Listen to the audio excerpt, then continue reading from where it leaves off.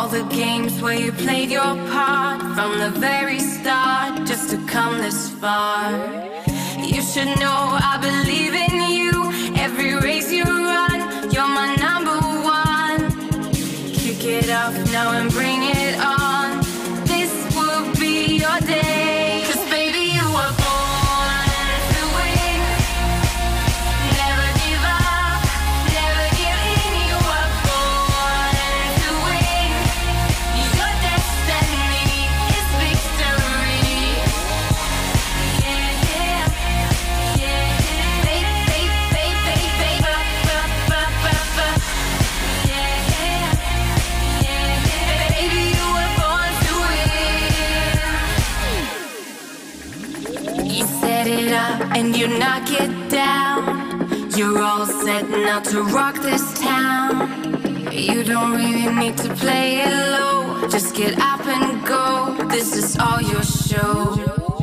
You should know I believe in you. Every race you run, you're my number one. Kick it off now and bring it on. This will be your day. 'Cause baby, you were born to win. Never give up, never give in. You were born to win. Your destiny is victory. Yeah, yeah, yeah, yeah. Baby, baby, baby, baby, yeah, yeah, yeah. Baby, you were born to win.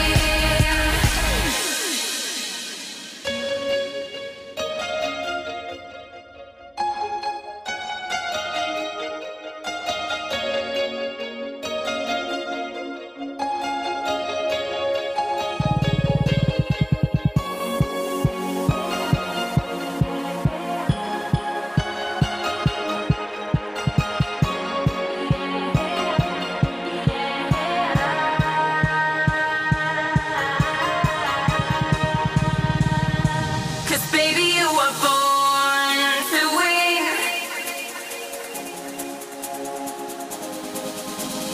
Born to win. Your destiny is victory. Baby, you were born to win. Never give up, never give in. You were born to win. Your destiny is victory. Yeah, yeah, yeah, yeah. Baby, baby, baby, baby, yeah, yeah, yeah, yeah. Baby, you were born to win.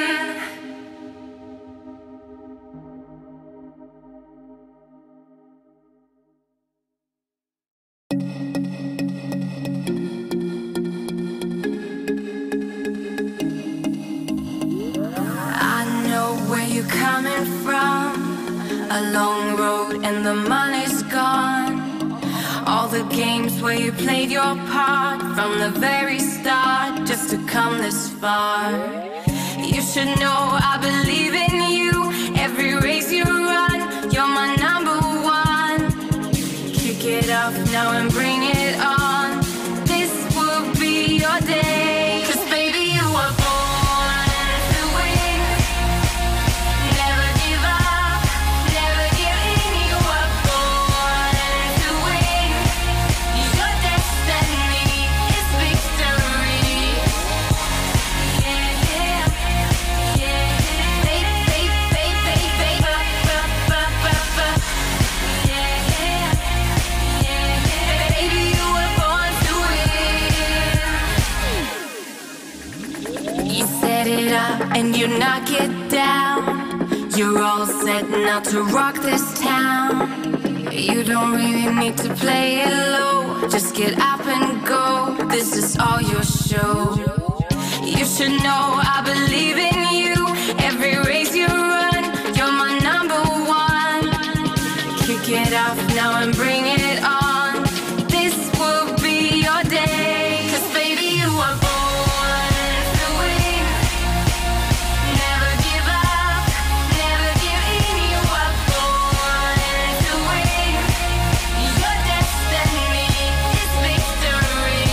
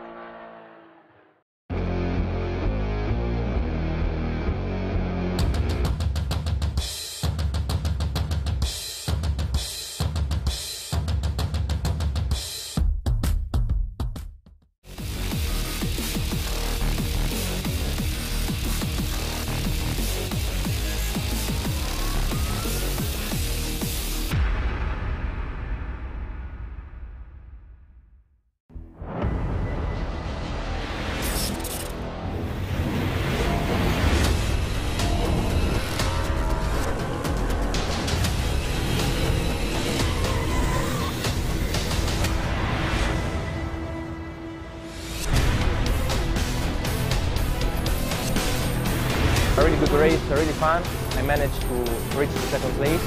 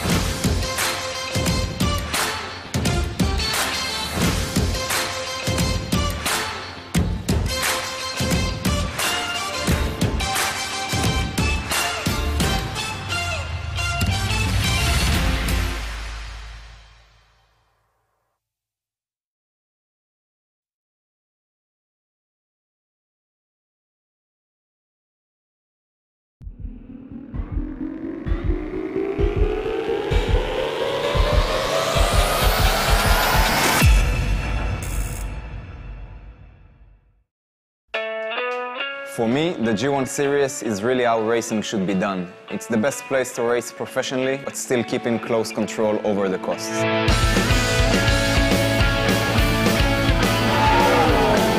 Driving the G1 is amazing because it's a really powerful car. It's really easy to drive, so you feel immediately connected with the car.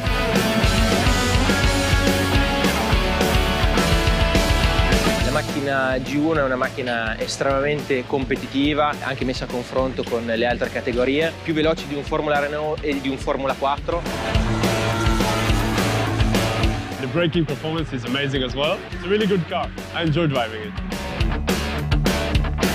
The technologies that Griiip provides me is what makes the series so special. I can access all my data at all times.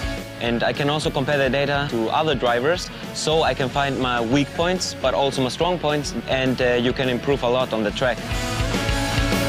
L'altra tecnologia estremamente importante e innovativa è quella relativa alla visibilità, in cui i fan non solo possono seguire la gara live, ma possono seguire il loro pilota preferito grazie ai camera car, grazie alle videocamere che sono installate su ogni vettura. One of the most unique things in the G1 series is the virtual races. For every race, we actually race in the same track with the same drivers. When we get to the track, we can get the best out of it. It's the only series that combines both virtual races and real races in the scoring system. La G1 Series è un campionato estremamente interessante per tutti quei piloti che vogliono passare dal karting alla monoposto.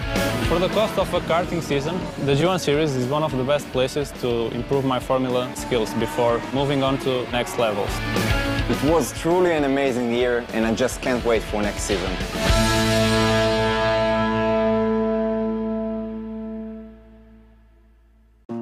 It took 5 days to get client feedback. Now James only has 5 hours until launch.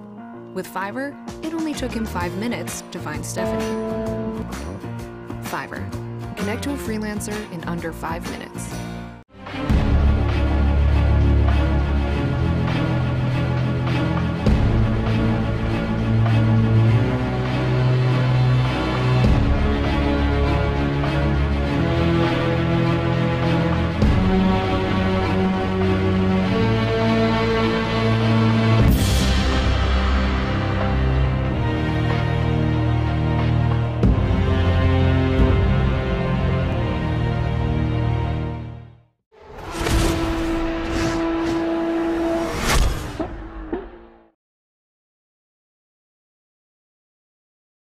So, welcome for this second round of the Griiip G1 Virtual Series, a collaboration between Griiip and the World Pro Racing today here at the Magione Circuit. Together with me today, as broadcast director, I have Justin Mifsud. Commentators today with us, there are Caitlin Penny and Ron Square, and as race direction, it's myself, Adrian Figallo, and George Muscat. So I'll pass on the word to Caitlin and Ron. Thank you very much, Adrian, and hello everyone. Welcome into Magione for the very first time that World Pro Racing and the Griiip Series have been here. It's round 2 of the Griiip Championship, and it's going to be a very interesting one today, as the championship really heated up last time with 2 fantastic close-fought races, and there are a lot of drivers who have points to prove. Ron, what are you looking forward to? Let's just hope it's a great day out. Magione is not a race I've, not a track I've never had a look at properly before. It's probably the first race on the calendar that, we're just having a look at. And like you said, it's going to be extremely intense over these next few hours. And, well, let's just hope for a good race. Absolutely. So we're going to pass back over to Adrian Figallo now, where we have the championship standings, I believe, heading into this round. Yes, thank you, Caitlin. Thank you, Ron. So, as well said, after the first round of this Griiip G1 Virtual Series, we have the current standings, the current top 10 drivers. Where in first place we have Kevin Siggy Rebernak. Second place, Kamil Franczak. Third place, Bernard Vella. Fourth place, we have Ross McFarlane. Fifth place, Daniele Pasquali. Sixth place, Danilo Smerilio. Seventh place, Ita Mariativ. Eighth place, Dean Vella. Ninth place, William Zerbini. 10th place, Alberto Spitaleri. It's good now. We go to and look at some highlights of the first round of this Griiip G1 Series collaboration between Griiip and World Pro Racing.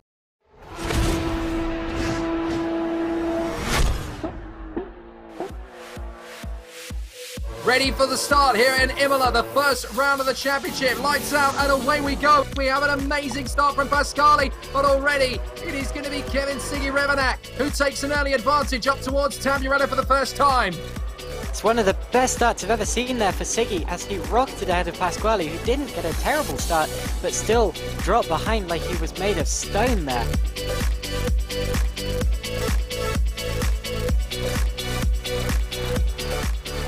That's McFarlane. That's McFarlane. McFarlane trying to get his round at the inside line. He might get the run into the chicane, but he's going to get a little bit of support here too, as Bernard Vella has to concede the place. So that is Ross McFarlane making a big move.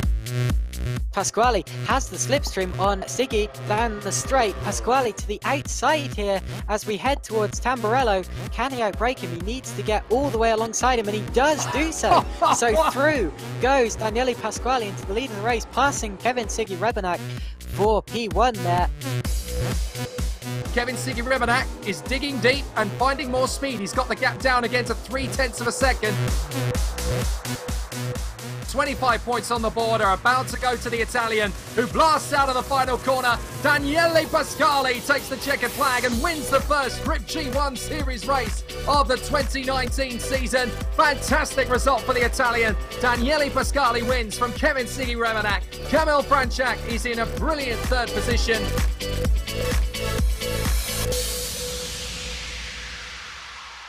This is the big one, the second race of the weekend for the Griiip G1 Virtual Series, first round of 2019 from Imola. It's a big one for Daniele Pasquali. Alongside him on the front row of the grid, Kevin Siggy Rebernak.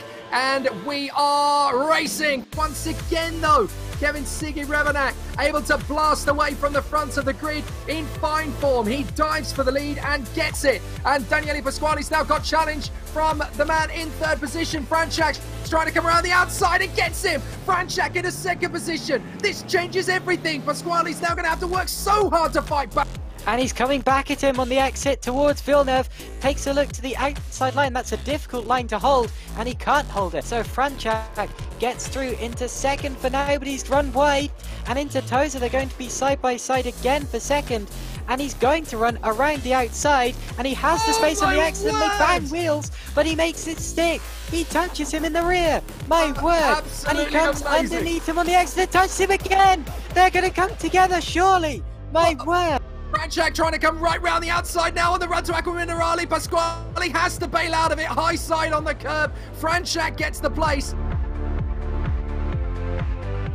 Pasquale has gone down the order. Indeed, Pasquale, our race 1 winner, has dropped down into 17th position. But I'm fairly sure we lost Paganini for a brief moment, and he is now crawling back to the pits. So yes, Paganini in dire straits. His race looks to be over.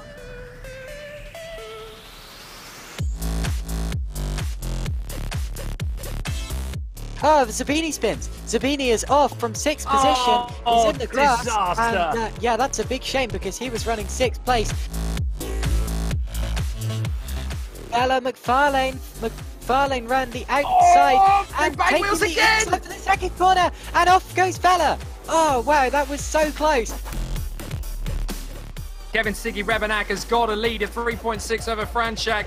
Siggy Rebenak has really sat up and taken heed in the second race. He has been absolutely invincible, but Vela is getting very close to Ross McFarlane. He's going to try and throw the car right round the outside, decides to back off the toe, but he has got a potential here to come back at him. Vela is going to try and come the long way round and get the switch back in the chicane. He's forced McFarlane to take the tighter line, which is the slower line. Side by side with McFarlane round the outside, down to the braking zone for Siggy Rebenak. He's going to take the checkered flag. He wins a brilliant race. Dominant display from Kevin Siggy Rebenak, and Ross McFarlane just beats Bernard Vela to the flag for third. Less than 0.2 of a second in it. Less than 0.2 of a second in it for third position. Well, what this means, of course, is that the new championship leader is Kevin Siggy Rebenak. He'll have 43 points after these 2 races with a win and a second place. And for Kevin Siggy Rebenak, it's already looking ominous for the rest of the battle for the season.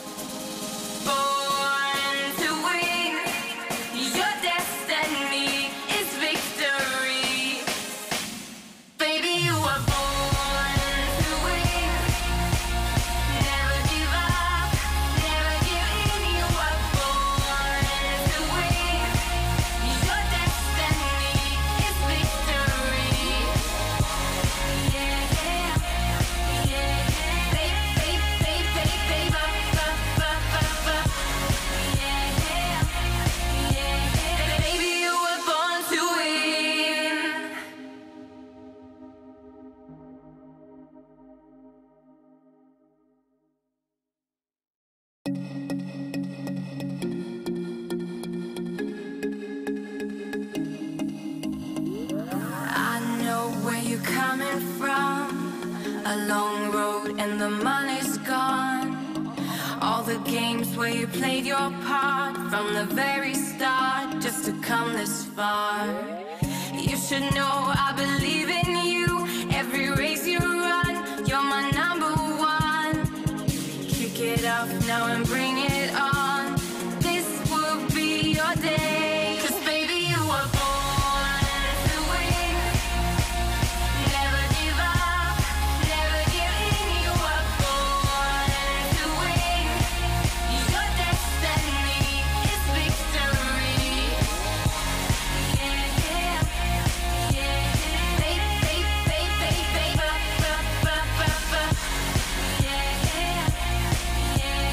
Baby, you were born to win. You set it up and you knock it down. You're all set now to rock this town. You don't really need to play it low. Just get up and go. this is all your show. You should know I believe in you. Every race you run, you're my number one. Kick it off now and bring it on.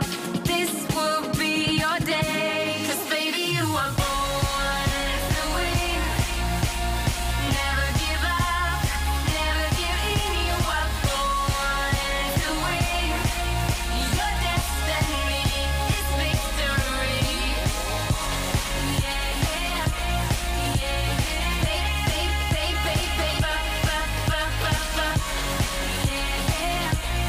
yeah, baby, you were born to win.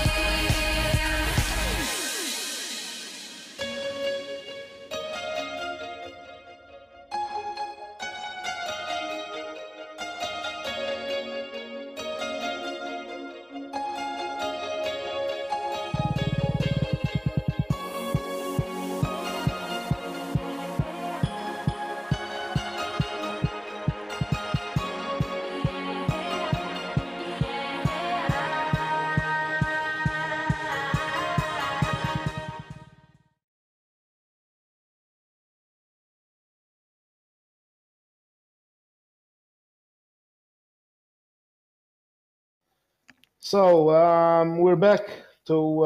I hope that you enjoyed, obviously, the highlights we had for you from race one next week. In next race, and even next Monday during our live show, we'll have the highlights of today's race. So that is something we're gonna be doing throughout the Griiip series. As I said earlier, together with me today commentating, we have Caitlin Penny and Ron Squire.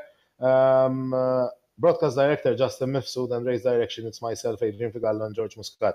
So on to you, Caitlin and Ron, to commentate this second round of the Griiip G1 Virtual Series here at Maggione today.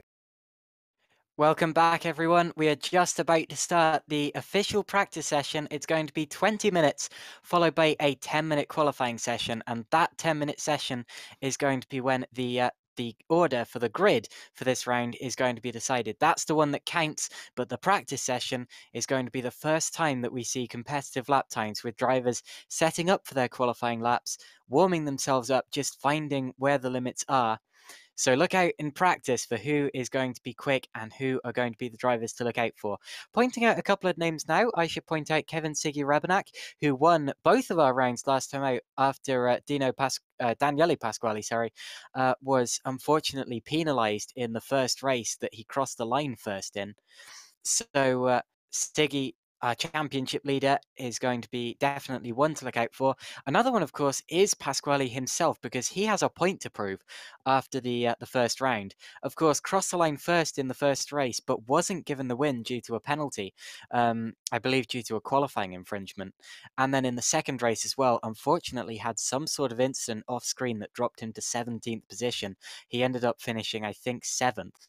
So Pasquale has a lot to prove and a long way to go if he wants to get in on the championship fight, and I'm sure that he is going to be pushing today. Another driver I should point out is Ross McFarlane, who seemed to get stuck behind Bernard Vella in both of the races last time out, so definitely look out for him. And then also Kamil Franchak, who didn't really get involved in many fights, but managed to rack up a very decent number of points. So those are probably the top 5 drivers I'd say to look out for, who also happen to be the top 5 in the championship. And yeah, just look out for those 5 and also anyone else who might well decide to get involved today. Yeah, so let's just hope for a good race, and just enjoy yourself, lads. Just don't go banging all over the place, okay? Just don't go banging over the place. This is not the BTCC, you know. Yeah, we saw a little bit of rough and tumble last time out at Santos has been tagged behind by William Zabini, and who's been tagged himself by Marchetti, and he's right in the middle of the track, and now he's just turning back round. So, would you consider? I don't know if did Zabini do well in the last race? He looked as if he was going to. He certainly had potential. I believe he was running 6th in race 2, and then unfortunately he had a spin over one of the notorious curbs at Imola's Variante Alta chicane. So Zabini, now that you mention it, is also a driver who has more pace than points, and therefore something to prove. And actually, the other driver involved in that as well, Michael Santos. You might remember, in fact, one of the Griiip G1 races we had with the real drivers. He races this car in real life, remember? So that's going to give him the advantage of knowing how this car handles in a real life situation. And with that experience, that might well come in handy. He's only 6th at the minute and actually quite a long way behind Dean Vella in 5th. But at the same time, yeah, Santos has shown us before that he can win a race in this car. Admittedly, it was with a much smaller grid. But yeah, that's another driver to look out for as he runs slightly over the grass there. And I'm not entirely sure. I don't think this is official practice, but I thought that... Is this official practice, or are we about to start it? I'm not sure if it's a official practice as well. But I will say one thing about the circuit, and every driver needs to look out for, is that the pit exit is going to be a possible blind spot. We've just been looking at the drivers earlier trying to come out of the pit lane.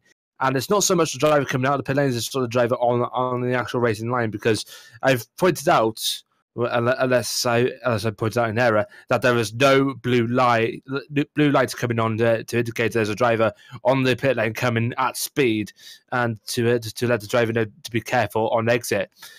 And it's a possible blind spot, because the pit exit is actually like a Monaco-esque pit lane exit, but unlike Monaco, it's right in the middle of the racing line. So drivers need to be aware of that, and just make sure to be careful when coming out of the pit lane exit. Luckily, we will not be expecting pit stops in the race today, unless there is damage to one of the cars. But it might well still be an issue in practice and qualifying. Talking of that, official practice is about to start, so we have not started it yet. I wasn't entirely sure because the timer was ticking down, but that was on a non-official practice session, so apologies about the slight confusion there.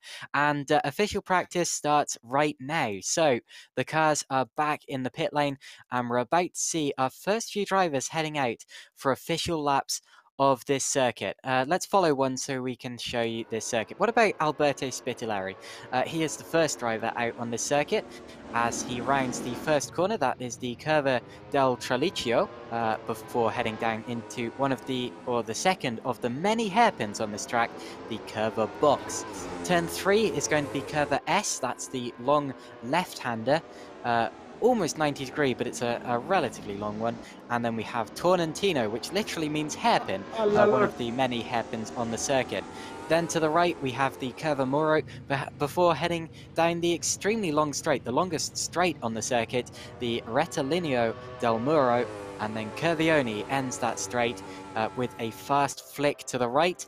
That's then followed by another fast flick to the right, over the grass, in fact, into the gravel gets Spitillari, and has to give way to another driver going through behind him. That's Bernard Vella, but gets it going again as he heads through the left-hander. That's the Prima S and the Seconda S to end the lap on the pit straight, onto the first-time lap. Yeah, and I will say it's not only just Bernard Vella that Spitillari had to surrender position just now. It's also Camille Franjak just came out of nowhere and got in front of him. Nevertheless, everyone now is on their timed lap. We just saw the pace set by Kevin Siggy in testing earlier today, and the lower time is a 1 minute 5.4, if I'm not mistaken. And just hoping drivers can get around that if possible to further their chances of getting up the grid. So we're having a look at Bernard Vella just coming off the ends of straight, going into the tight two right-handers and going into this curving section before trying to get back onto the pit straight. He just had a little bit of oversteering, just going into the second penultimate corner as he goes over the line. And he does a 1 minute 6.1, and behind him is Franczak, who really just goes behind him by a couple of hundredths of a second. Does Franczak, and Spitaleri doesn't do any better. 1 minute 7.1.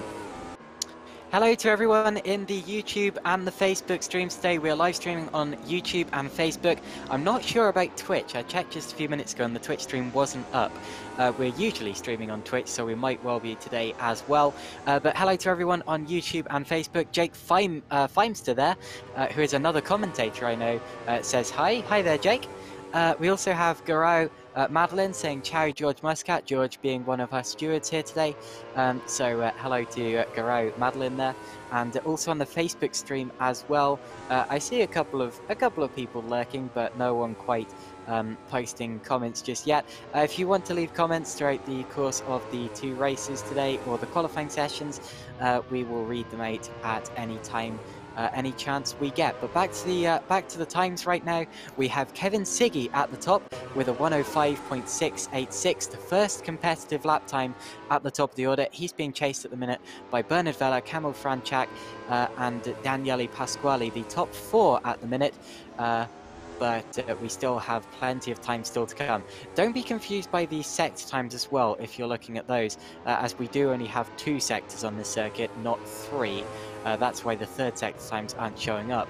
It's a very, very short circuit, this one, at just 1 minute and 5 seconds long, which does mean that traffic might come into play if we have incidents in the races later on. It's certainly going to come into play in the qualifying sessions and the practice sessions today, as we have quite a few cars. I believe 17 cars on circuit, and we have just 1 minute and 5 seconds of track space. So a lot of cars in not much circuit. Yeah, as pointed out, it is a short circuit. If I was to compare this circuit in length to other circuits around the world, whether it be official or unofficial, I would actually compare this to the Top Gear the test track at Dunsfold, which is sadly going to be demolished soon, because it's around the same length as this. Because I remember a few years ago with the Lotus T125 being taken around in 1 minute 5. These are around the same speeds, isn't it? These cars. Yes, I'm not sure. Well, I believe that the Lotus would be faster than a Griiip G1. So really these tracks are probably about the same length because of the long straights at Dunsfold, but less Dunsfold and more Maggioni. We have drivers putting in laps at the minute. We have it's still Siggy from Vella, Pasquale, Franczak. Talking of Franczak, he's in the barrier. So that's, another lap wasted for Franczak there. Alberto Spitaleri is about to jump up about 0.5 of a second on his lap, so he's going to go second maybe as he crosses the line. It's third, just off second. So a good lap there for Spitaleri, and he gets involved in the action at the front. Interestingly, we have lost Kamil Franczak after that knock into the barrier, so hopefully he can make it back in. But at the minute, he is not on the server. And if he doesn't come back, that means that Smear Grillo is going to take his position in 5th. Oh, wait, it's actually Ross McCormack. He's actually just gone up into 5th. So that's one to look out for. So as it stands, we only got 3 drivers in the 1 minute 5s. Just coming in is Spitaleri. So that should be an interesting one there. Dean Vella goes up into 9th position there. I believe he was 10th. So that's a slight improvement from Dean Vella. We have now got Franczak back, so he's rejoined the server. However, we seem to have also lost William Zabini, who is 8th at this point in time. So hopefully Zabini can make it back in as well. You can see that drivers can rejoin the server after they leave, as Franczak just did. and hopefully we get Zabini back in as well. Good to see so many people here as well, because just a few minutes ago I was wondering where everyone was. The server was looking surprisingly bare, but luckily it seems that we've got everyone in. We have a grid so far of 20 drivers. Admittedly, they're not all on the server at this point, but we have 20 drivers who have at least crossed the start-finish line and have been registered. Which is actually the size of the grid we had last time out. I believe we had 21 at one point last time. So good to see so many drivers here again, and that does mean, however, that the track is going to be very, very crowded. Yeah, very, very crowded, but with loads of drivers coming on, that means the grip is going to be laid out a little bit more, so possibly the circuit is going to become a little bit more grippy for everyone going around, as we see Kevin Siggy just be held up at the back of Gianluigi Carrao. So we're gonna have to disconnect the stream on Facebook for a very short time just to restart it, because we need obviously enough it got disconnected from the G1 Facebook page, so we'll get it back there. Okay, we will remain live on YouTube, so if you are watching on Facebook currently, then we will still be live on YouTube. Also on YouTube, I see David Carter has joined us. Jolly good. Hello, David. David is another commentator who I believe covered some of our Porsche races in the past here at World Pro Racing. So good to see you here today, David, and we hope you will enjoy these two races. Daniele Pasquale, meanwhile, jumps up to 4th position. He improves his time. I believe he was 4th already, but that is an improvement in his time, and he's now less than 1/10 of a second off Spitaleri. So looking at 3rd position there, eyeing it up. And of course, Pasquale, one of the drivers we expected to be one of the fastest here today, actually having a slightly disappointing session so far by his standards, as he took pole for both races last time out. Admittedly, both of his laps invalid, so that may not have been, well, that may be why he's not doing as well today, because he's actually doing it within the lines. Not to poke fun at him or anything, but you know, sometimes it is very difficult to judge. Kevin Siggy sets the fastest first sector of anyone that time around, a 36.6, very good first sector, and I see it highlighted in purple, which means it's the fastest of this session so far. And he's still up on his time heading into the final sector of corners, so that means this is going to be a new fastest lap in the session from Kevin Siggy as he crosses the line, and it's a 1:05.440. Great lap there for Kevin Siggy, and that's the fastest we've seen so far by almost 4/10 of a second. Siggy currently has the advantage. And Vela is moving up into 2nd. Spitaleri has actually moved back down to 4th. Pasquale is now 3rd. Vela only behind him by only 3/10 of a second. And Ross McFarlane just missing out on the 1:05 5s, but he is extremely close. The top 8, I think, no, top 7 are almost within a second of each other. So be sure to keep an eye out for the top 7. It's going to be extremely close in the race. Franjak, of course, is actually out at the moment, so is Zabini. Who else have we got out?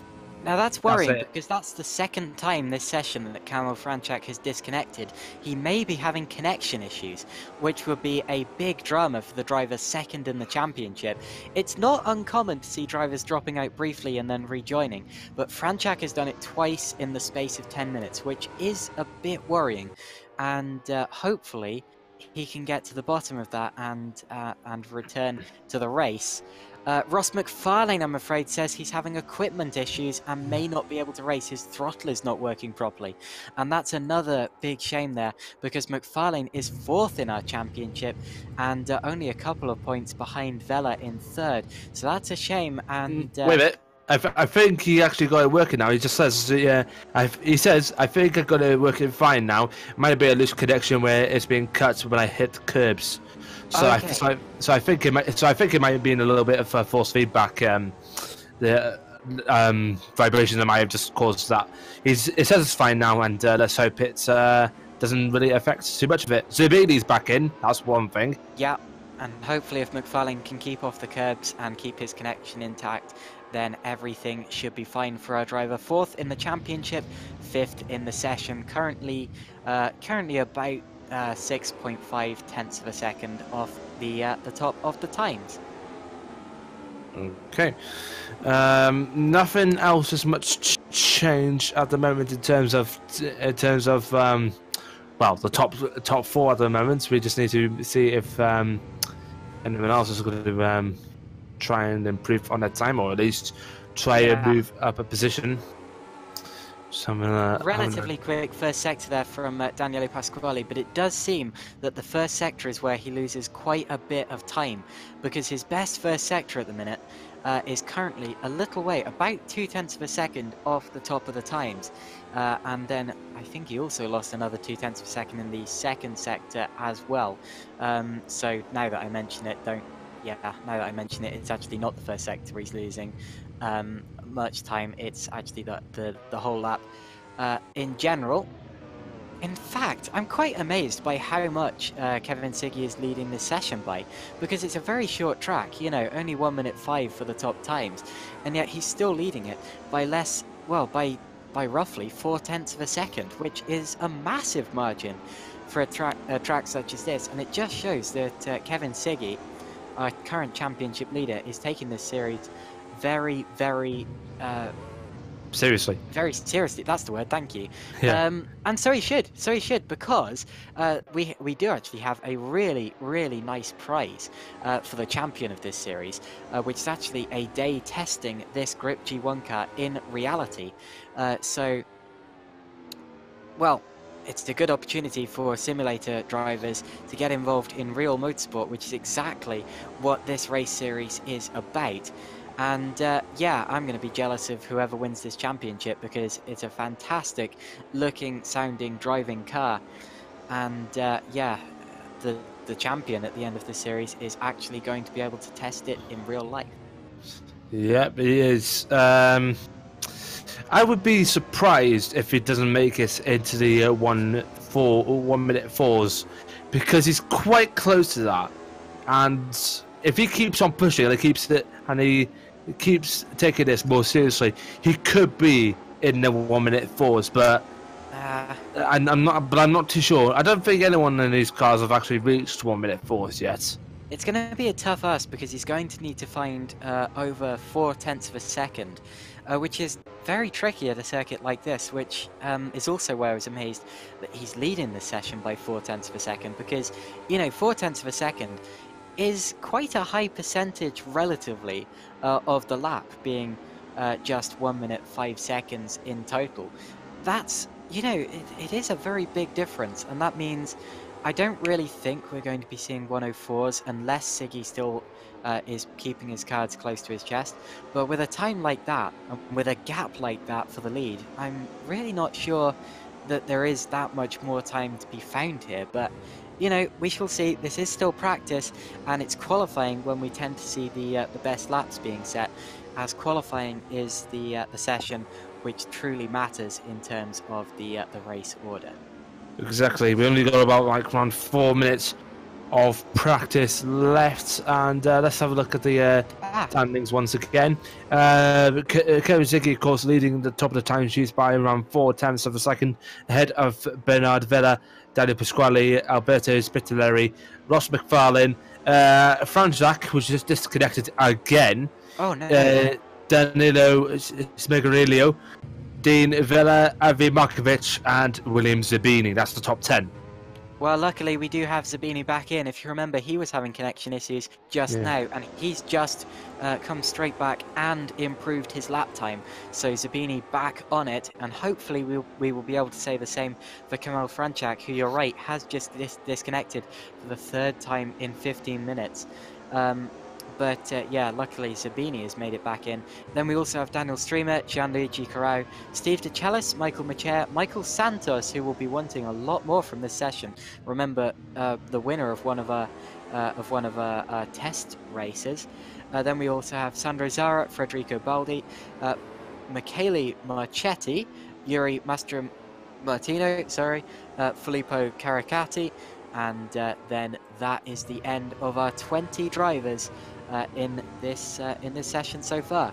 Currently, a quick first sector being posted by Danilo Spiriglio. It's going to be around about the previous best lap that he's set, although he doesn't really have much time left to find before he can start attacking Kamil Franchak, who is back, I should point out. So Kamil Franchak has reconnected to the server, which is great to see, and he is out on the circuit now, and hopefully he remains that way for the rest of the session. But I'm interested in Smeriglio's lap here. He seems to be right on the buffer between his previous lap, between improving on his previous lap and dropping down to it. And actually, that wasn't a good final complex of corners, so that's not going to be an improvement there for Smeriglio, sorry. But it was looking promising up until that point, as he now runs into the gravel trap and bails out. Oh dear. I'm just trying to see if there's anyone else on the lap. Michael Santos on another lap right now. His best time was a 1 minute 8.2. He needs to improve on that, doesn't he? Michael Santos, yeah.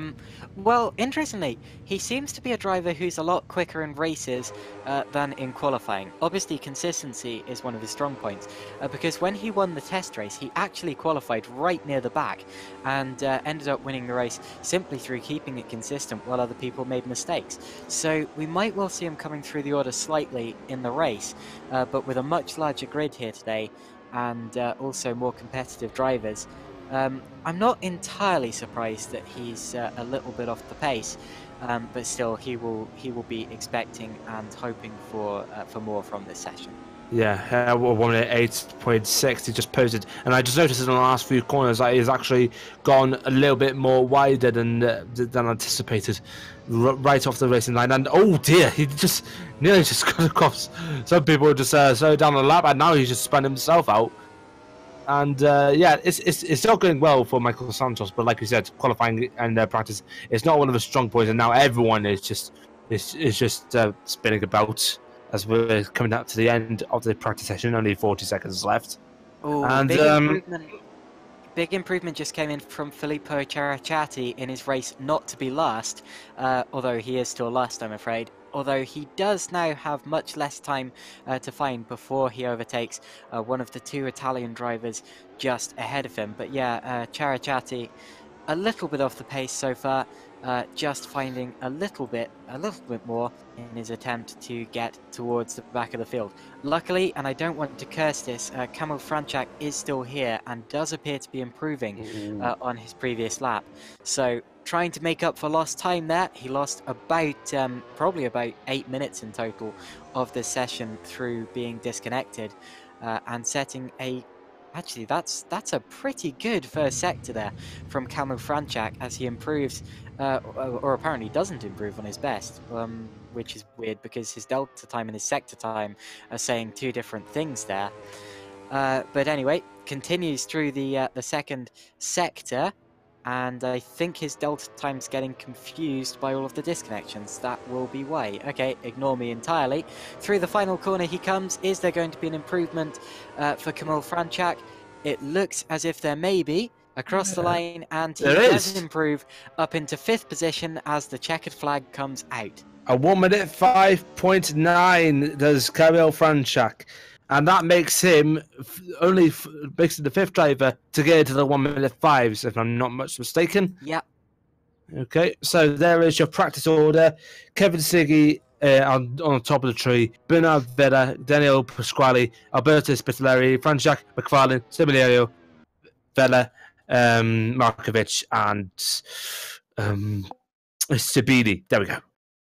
It's actually Daniel Streamer in 10th position, but William Zabini is in 11th, followed by Gianluigi Carau, then De Celis, Marchea, Santos, Zara, Baldi, Marchetti, Master Martino, and then Caracciati, the 20 drivers in this field, and a rather nice practice session there, but unfortunately for the rest of the field, completely and utterly decimated by Kevin Siggy, who set a time almost 0.4 of a second faster than anyone else in the field, and only 3 other drivers could get within half a second of him. So an incredible incredible gap for the lead, and really, it's a game of catch up now for 19 drivers. Oh yes. So we go a little bit through now again to the standings, current standings after round one of this G1 series. So after the round one we had last week. So in first place we see that there is Kevin Siggy-Rebernak, second place Kamil Franchak, third place Bernard Vella, fourth place Ross McFarlane, fifth place Daniele Pasquali, sixth place Danilo Smerilio, seventh place Ita Mariativ, eighth place Dean Vella, ninth place William Zerbini, and 10th place Alberto Spitaleri. On to you. Obviously, now the first qualification session will be starting in 26 seconds. First qualifying session about to start. The green light will illuminate at the end of the pit lane, and then the drivers will head off again. Talking of Kamil Franchak, currently second in the championship, he's disconnected again. So real problems here for Kamil Franchak, and that's a big, big shame.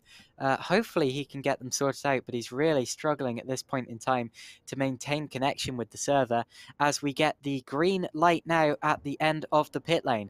Hello again to everyone joining us in the YouTube chat, and I believe the Facebook stream is now up and running again as well, although I'm not entirely sure about that.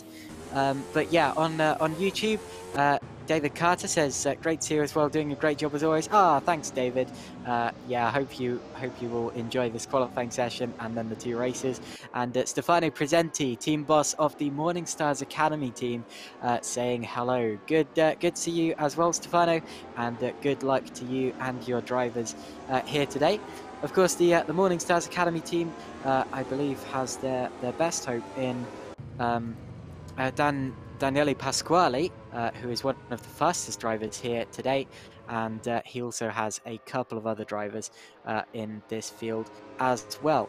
Out onto the track for the first time, it's Alberto Spitaleri, who once again was the first driver onto the road, and he of course is another one of the Morning Stars Academy drivers, Daniele Pasquali's teammate, and is about to start the very first flying lap of this session. So let's watch.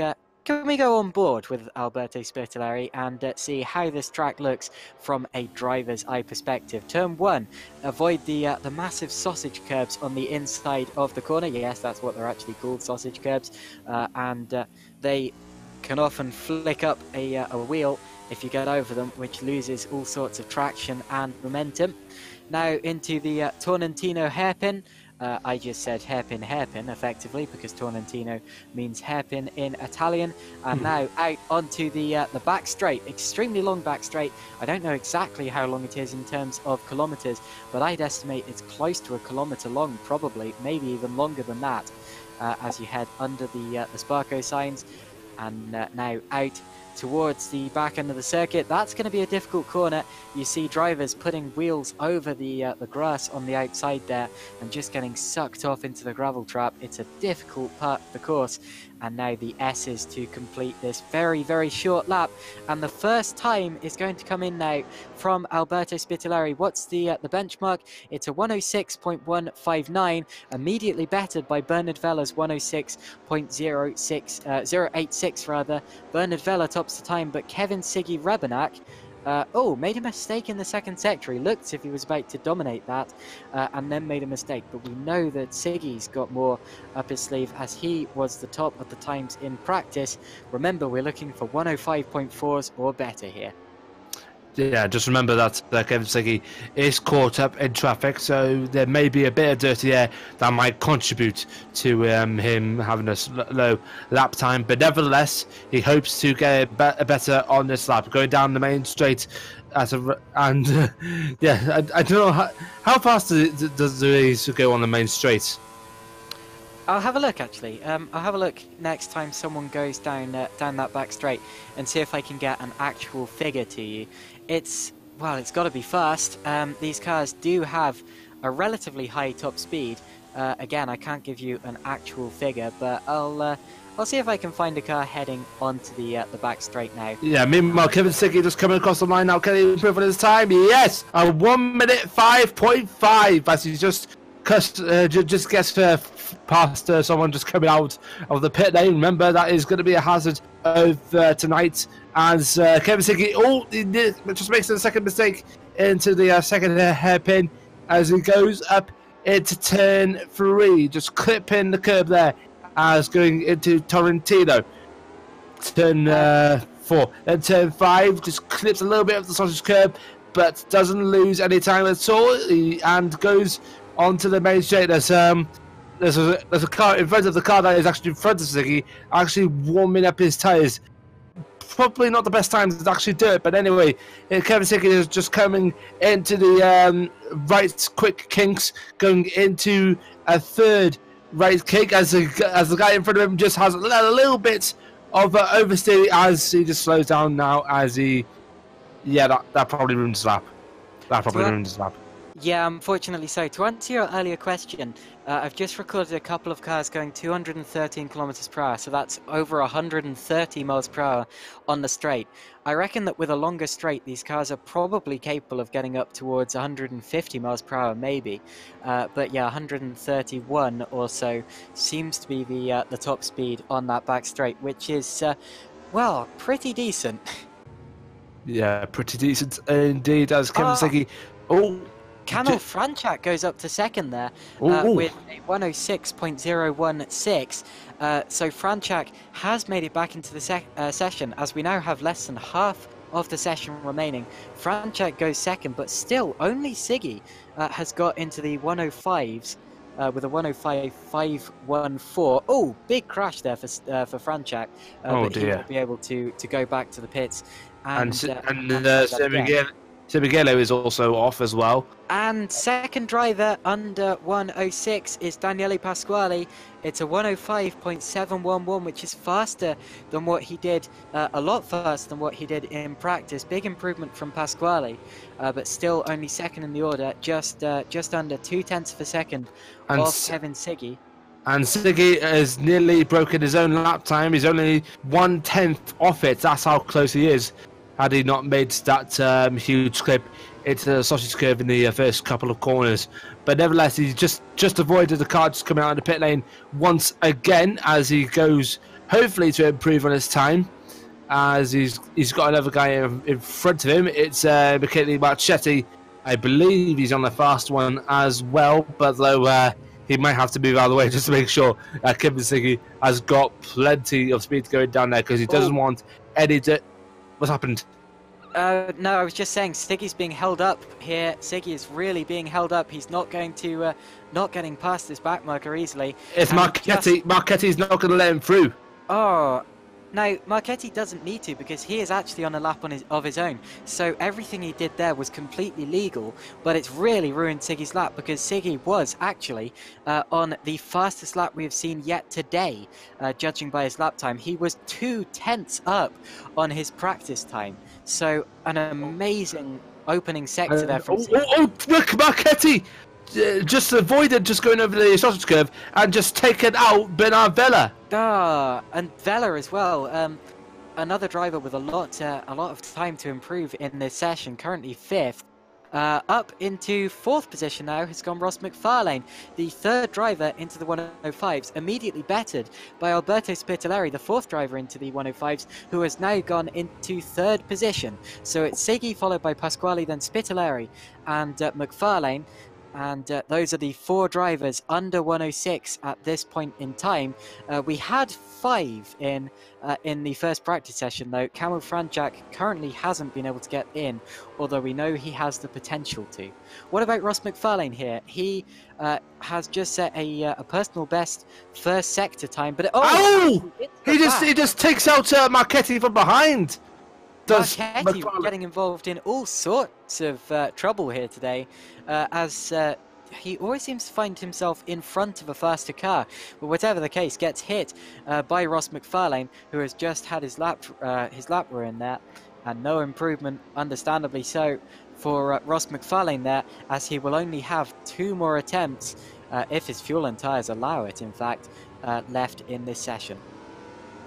We're just having a look at other drivers trying to improve on their times. Michael Santos, best time is a 1:09 dead, and he's just made another mistake at the last corner. His last lap was a 1:35.4. That is not fast at all. The slowest, the previous lap was the slowest ever on this track at 1 minute 52.3. He would have been coming out of the pits or had a spin or something, but oh my goodness, we have just seen the fastest sector of anyone from Kevin Siggy as he exits the final corner. This is going to be unstoppable as he absolutely fires his way across. 1 minute 5.4.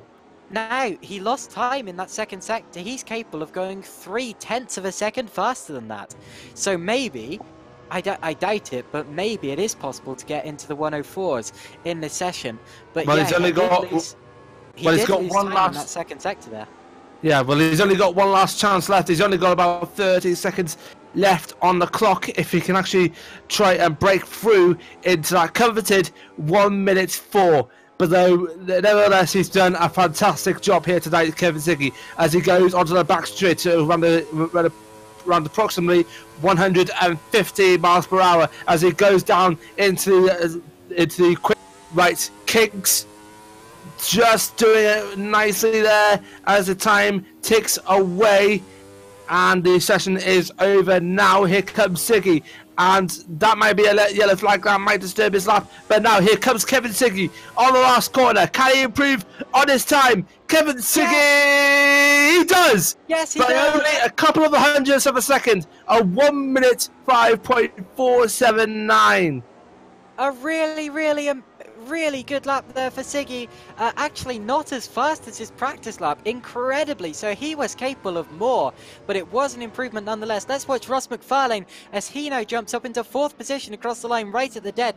A good final lap there for Ross McFarlane there. And that means we do have 5 drivers, in fact, in the 105s, because Franchak went into the 105s just before that. We're about to get, oh, no improvement for Smurillo. He looked as if he was going to improve, but had a big slide.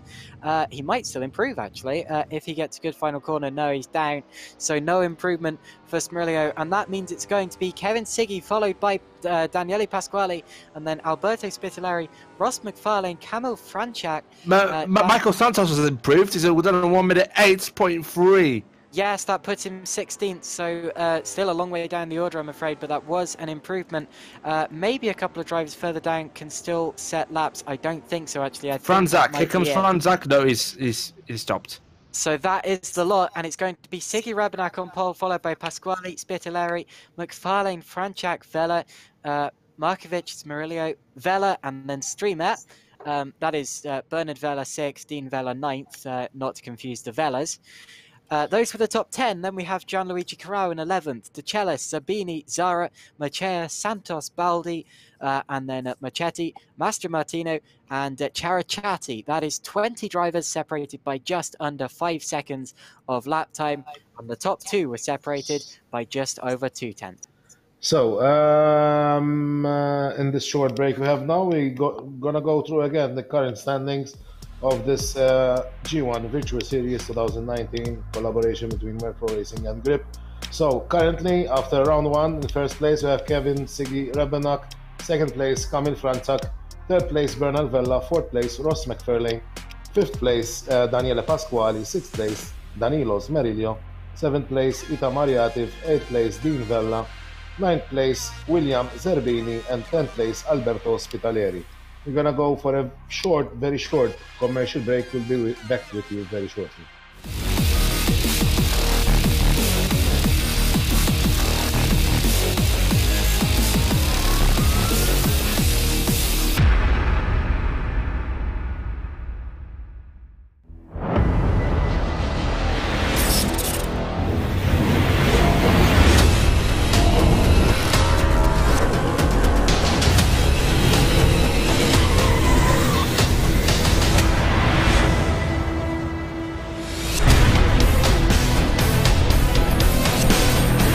A really good race, really fun. I managed to reach the second place.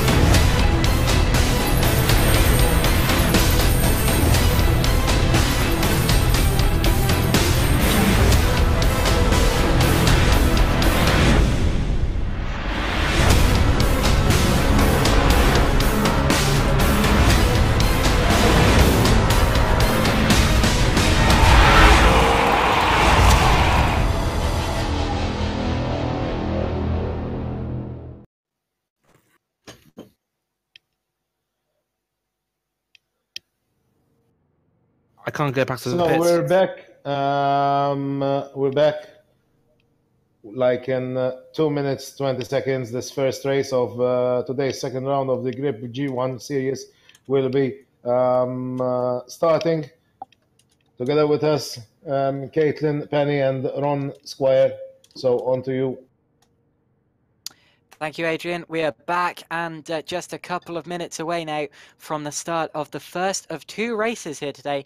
It's going to be a 10-minute race, so very, very short, and that means that the drivers have to push right from the start. There's no time for slacking, because if you drop back even a slight amount, you stand no chance. You've got to be on it from the start, and that means that the drivers are going to be doing qualifying laps the entire way through this race. They're going to be running a very light fuel load, very close to qualifying fuel load, in fact. And in fact, if Slipstream comes into play, we might well see the fastest laps of the weekend set in races. So definitely look out for the top drivers in this field. Hopefully everyone gets through cleanly, because if they don't, there's no time to make up positions again.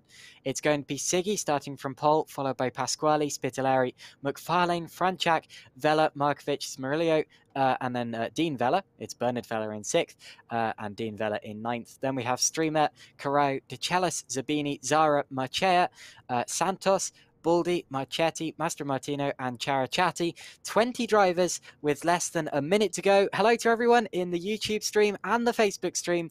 We do have the Facebook stream live again, and I see that Josh Martin is watching us. Great to see you here, Josh. And welcome in, and welcome in everyone in the YouTube stream as well, as we have just 40 seconds now until the start of the race. It's going to be an exciting one. We're preparing for the start. The drivers are going to have their heart rates through the roof, especially those at the front of the field, who will be seeing all of these other cars in their mirrors, but they won't be concentrating on that. They will be concentrating on the first corner directly ahead of them. Here we go. It's going to be me, Caitlin, Penny, and Ron Squire in the commentary box. Something to point out, in fact, is that pole position is actually on the outside heading towards turn 1. So it's going to be interesting to see if he can keep it. Watch for the lights. When they go out, we will be underway, as we are right now. Go! 10 minutes have started now, and it's Kevin Siggy leading us away at the front of this field. Kevin Siggy leading the field into turn 1, gets a great start ahead of Pasquale, and Spitaleri's dropping back. So Spitaleri's dropping back. It's McFarlane in 3rd place, and Franchak going up the inside. Oh, contact! There was indeed contact for 4th place. There's contact all over the field, more like it. Oh, who else is involved? Carau is off. De Celis, I believe, has dropped back as well, but Carau is off the road, and Sandro Zara now off the road as well, trying to avoid everyone. Actually, a great move there from Zara. Santos off the road, and also Master Martino in the wall. I'm afraid there is plenty of carnage. Avi Markovic has dropped well back. He was running 7th, but he is now a long way down the field. We're missing Carau, we're missing Zabini, so I'm afraid... Zabini is still racing, but he has got a lot of damage. He's actually moving his wheel to the right to make sure he actually has a straight line speed. He's got a little bit of suspension failure, I presume. And after the first lap, it's Kevin Siggy leading us through in 1st position, followed by Pasquale, McFarlane, Franchak, Spitaleri kept 5th position. Then it's Streamer, Smurillo, Vella, Bernard Vella, Dean Vella, so the 2 Vellas together. Then Michael Machea in 10th place. Then we start getting to the drivers affected by incidents. Steve De Celis, and then Zara. Carau is off and into the pit lane. Also out of the race, we've lost Master Martino. Carau is in the pits. Markovic is in the pits. Zabini is in the pits. Off the road goes Baldi. He's in the barrier. So yeah, plenty of carnage in these opening laps of the race, and that's really, really unfortunate to see. Still close for the lead, less than a second separating the 2 leaders after that opening lap of the race. I'm interested though in Spitaleri, because remember, he started 3rd and dropped back to 5th on the opening lap of the race. Maybe he can make up more positions as the race continues. As De Celis, no, that wasn't De Celis. Someone there rammed Machea in the back, and then passed him immediately. I believe that Machea has dropped back. Whoa, as he runs over the grass there on the straight. And he's dropped back a long way on the second lap. He lost 20 seconds in the first sector, and quite a few positions, I'm afraid to say. And Zabini just came back out near crashing into one of the leaders. His rear's being lapped, and he's still got that suspension problem. I think it's probably best if he retires. Yeah, I'm afraid Zabini there has not been able to repair that suspension, and that means he's going to be driving a horribly handling car, and only the top 10 drivers score points as well. So he's going to lose a lot of time from that. But yeah, we've had too many drivers to count. In fact, I'm not entirely sure who has been through the pits or not. But whatever the case, towards the back, the order is sorting itself out. A couple of drivers making up plenty of place in this, in fact, including Steve DeChalis. I think he started about 15th. He is now up into 10th position, so a big improvement from DeChalis. Actually, he only gained 2 places because he started 12th, so ignore me there. Someone running off the road, and was that one of our leaders? I don't believe it was. I think that was a backmarker giving way to the leaders, so that was no big deal there. But yeah, plenty of drivers being caught out in the early part of this race, as now Siggy is gaining time. He's over a second ahead of Daniele Pasquale in second position at this point in time, as Pasquale and McFarlane are close together for second position, with Franchak waiting to pounce if they start fighting. And Zabini is coming out of the pit lane once again. But this time, I think he's got the suspension sorted. I think, yeah, he has definitely got the suspension sorted. He's going. Good. I'm afraid he's going to be well out of contention though, as Bernard Vella now goes for a move on the inside of Daniele. Oh, contact, and off goes Smerillo. So Smerillo and Vella have come together, and that was a highly opportunistic move there from Vella, which it was quite obvious they were going to make contact. There was no room for 2 cars, especially seeing as Vella wasn't far enough alongside Smerillo, and unfortunately Smerillo ended up going for a spin in all of that. So they've dropped down the order. Dean Vella is now up into 7th position, with Bernard Vella 8th and Danilo Smerillo 9th. So luckily they've both only lost 1 position from that. Yeah, still unfortunate to see 2 cars coming together. As McFarlane is now closing right up onto the back of Pasquale, and he might well be close enough to try a move here down the straight. He's going to be in the slipstream, and that might well add possibly about a 10-mile-per-hour advantage towards the end of the straight. He'll be edging up towards 140 miles per hour towards the end as he gets close to Pasquale, but luckily doesn't go for a ridiculous dive at the end of the straight, and they both end up keeping their noses and their rear wings intact. But yeah, McFarlane just edging ever closer to the back of Daniele Pasquale's car as they head down the start-finish straight again. We now have just over 4 minutes remaining in this race, so we're over half the way through already. These races very, very short, but remember we do have a second race coming up later on as well, so this isn't going to be it for today, as meanwhile Kevin Siggy sets a lap that would have given him pole position in qualifying as well. So yeah, I said that we were going to be seeing qualifying laps all the way through the race, and indeed that's what we are seeing, as Siggy still leads from Pasquale and McFarlane. But will that change sometime soon? I'm not sure if I'll change sometime soon, although I don't know if anyone is actually ever going to challenge Kevin Siggy for this race. He's so far ahead that now it's embarrassing. So Kevin Siggy, is 100% gonna win the race, unless something hugely happens. But then again, commentators curse. It might not happen. Absolutely, yeah. Siggy came under much more pressure last time out at Imola, as Pasquale actually overtook him and went on to cross the line first in race 1. Remember, he did end up getting penalised, so Siggy ended up winning that race. But yeah, Siggy had much more competition all the way throughout the races at Imola, and now has just been untouched here at Magione. He has a control of this track, which none of these other drivers have been able to replicate in the slightest. It's been a massive advantage that Siggy has found himself with, and that's just through training and feeling the car and just taking it so seriously. And yeah, Siggy running away with it deservedly here today, as behind him Pasquale and McFarlane are still close together for second position, but not able to challenge just yet is McFarlane.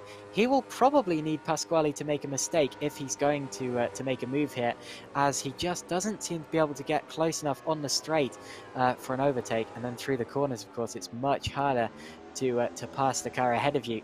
Even though Pasquale does seem to be holding him up a little bit in the corners. Slight mistake there from McFarlane over the curb in the S's. But still, Pasquale second from McFarlane, and then Kamil Franchak about a second behind them. Indeed, it is. We just having a look what else is happening at the moment. Zara is going toe-to-toe with Corral, and that, I believe, is for... Corral is actually a lap down, so ignore that. Okay. Meanwhile, Dean Vella and Bernard Vella also close on track. That is over 7th and 8th position. And I believe we've established in the past that they are not related, despite both being called Vella and both living in Malta.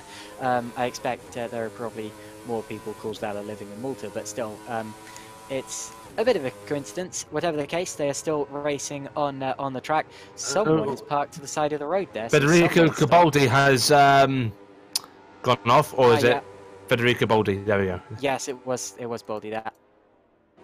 Just 2 more laps now remaining in this race. Kevin Siggy is on our penultimate lap here, and he's going to see the checkered flag next time around. Kevin Siggy still setting him fast up after first lap. He's just set the fastest lap of the weekend so far. I told you that that was likely to happen in one of the races, and indeed it just has happened.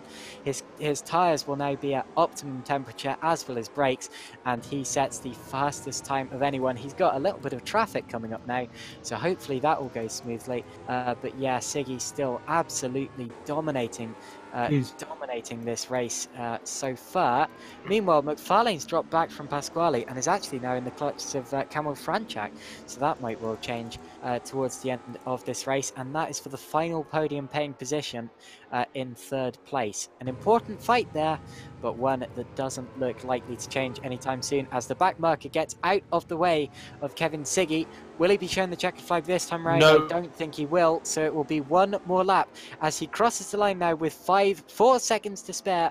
1 last lap for Kevin Siggy, final lap, and he continues to lead us round with just 1 minute to go in this race. Checkered flag will be waving at the end.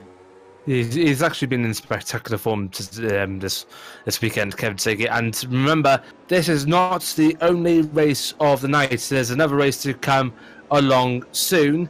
Though I was just hoping if Kevin Siggy is actually going to repeat his performance in this race over to the next race, or is it going to be much more close? Bernard Vella, rather, just had an attack at Dean Vella in the first sector. He was all over the back of them. As off ahead of them goes a back marker. Someone's just spun off. But whatever the case, Vella and Vella still fighting. Yeah, but now Vella is actually going to have a close-up on him. He's going to try and get a slipstream down the main straight. Can Bernard Vella make a ditching attempt? It's close. Here comes Vella. Oh! Oh, they're side by side, but I'm going to have to cut away as Kevin Siggy wins the race up in front. There he goes. Kevin Siggy crosses the line and takes a dominant victory. Well-deserved, fantastic. Daniele Pasquale, 2nd position in the Morning Stars Academy. Oh, contact! Contact between the Bellas in the last couple of corners! Oh, no! Oh, that's a huge shame. The 2 Vellas who were fighting over 7th and 8th are now not going to be finishing in those positions. They've come together right at the end. And I believe that Bernard... Actually, they are. Look, they're going to keep 7th and 8th. Goodness me. Bernard Vella 7th, Dean Vella 8th. And somehow they kept those positions. So it was Siggy, Pasquale, McFarlane, Franchak, Spitaleri, Streamer, then Bernard Vella, Dean Vella, Smirilio, and the cellist claims the final point in 10th position. He'll be happy with that. And then outside of the points, we're going to see the rest of the field crossing the line now. Sandro Zara crosses the line in 11th position, just missing out on a points-paying finish. Michael Machea in 12th position, followed by Michael Santos, the 2nd Michael there. And then Filippo Cerachati, who actually started in 20th position, managed to gain plenty of positions by just avoiding the avoiding the chaos, and then it was Michele Marchetti, Gianluigi Carrao, William Zabini, Avi Markovic, and Federico Boldi, who actually retired a couple of laps before the finish. And then we also had another retirement, who was Yuri Mastromartino, and that was the first race. An exciting race further back, but relatively straightforward at the front of the field, as Kevin Siggy dominated a lights to flag victory in, well, dominant form. Maggioni. He dominated at Maggioni. What was that, sorry? He dominated the Maggioni. Ah, yeah, Maggioni. Yeah. Oh, wait a bit. Marchetti has given a 5-second time penalty for cutting on lap 10. Yes. I'm not entirely sure whether that stands. I believe the server does give penalties for things like that. But yeah, anyway. Yeah, actually we are using the PLP, so that is the reason why they're getting instant penalties also for cutting. Ah, got it. All right, thank you very much. So that was race 1 anyway. Remember, we do still have another race coming up, race 2, and we will also have another qualifying session to decide the order for that. 10 minutes qualifying coming up very, very shortly. And we will see you in just a couple of minutes for that. I believe we're going for a very short break now, where we can grab a drink and get comfortable for the second race, where they will go at it all over again.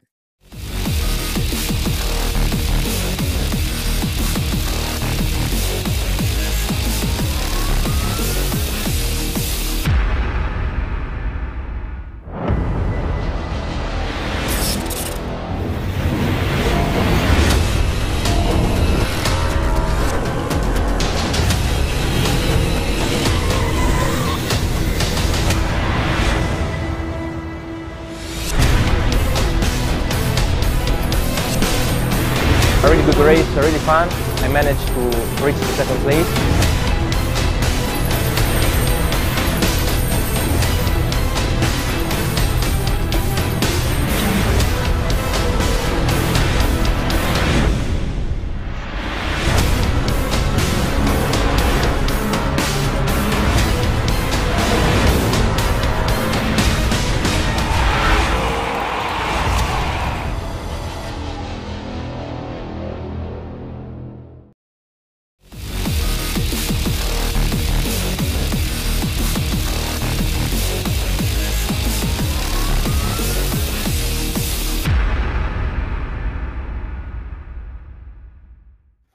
So welcome back to this second qualification session of the second round of the Griiip G1 Virtual Series, collaboration between World Pro Racing and Griiip.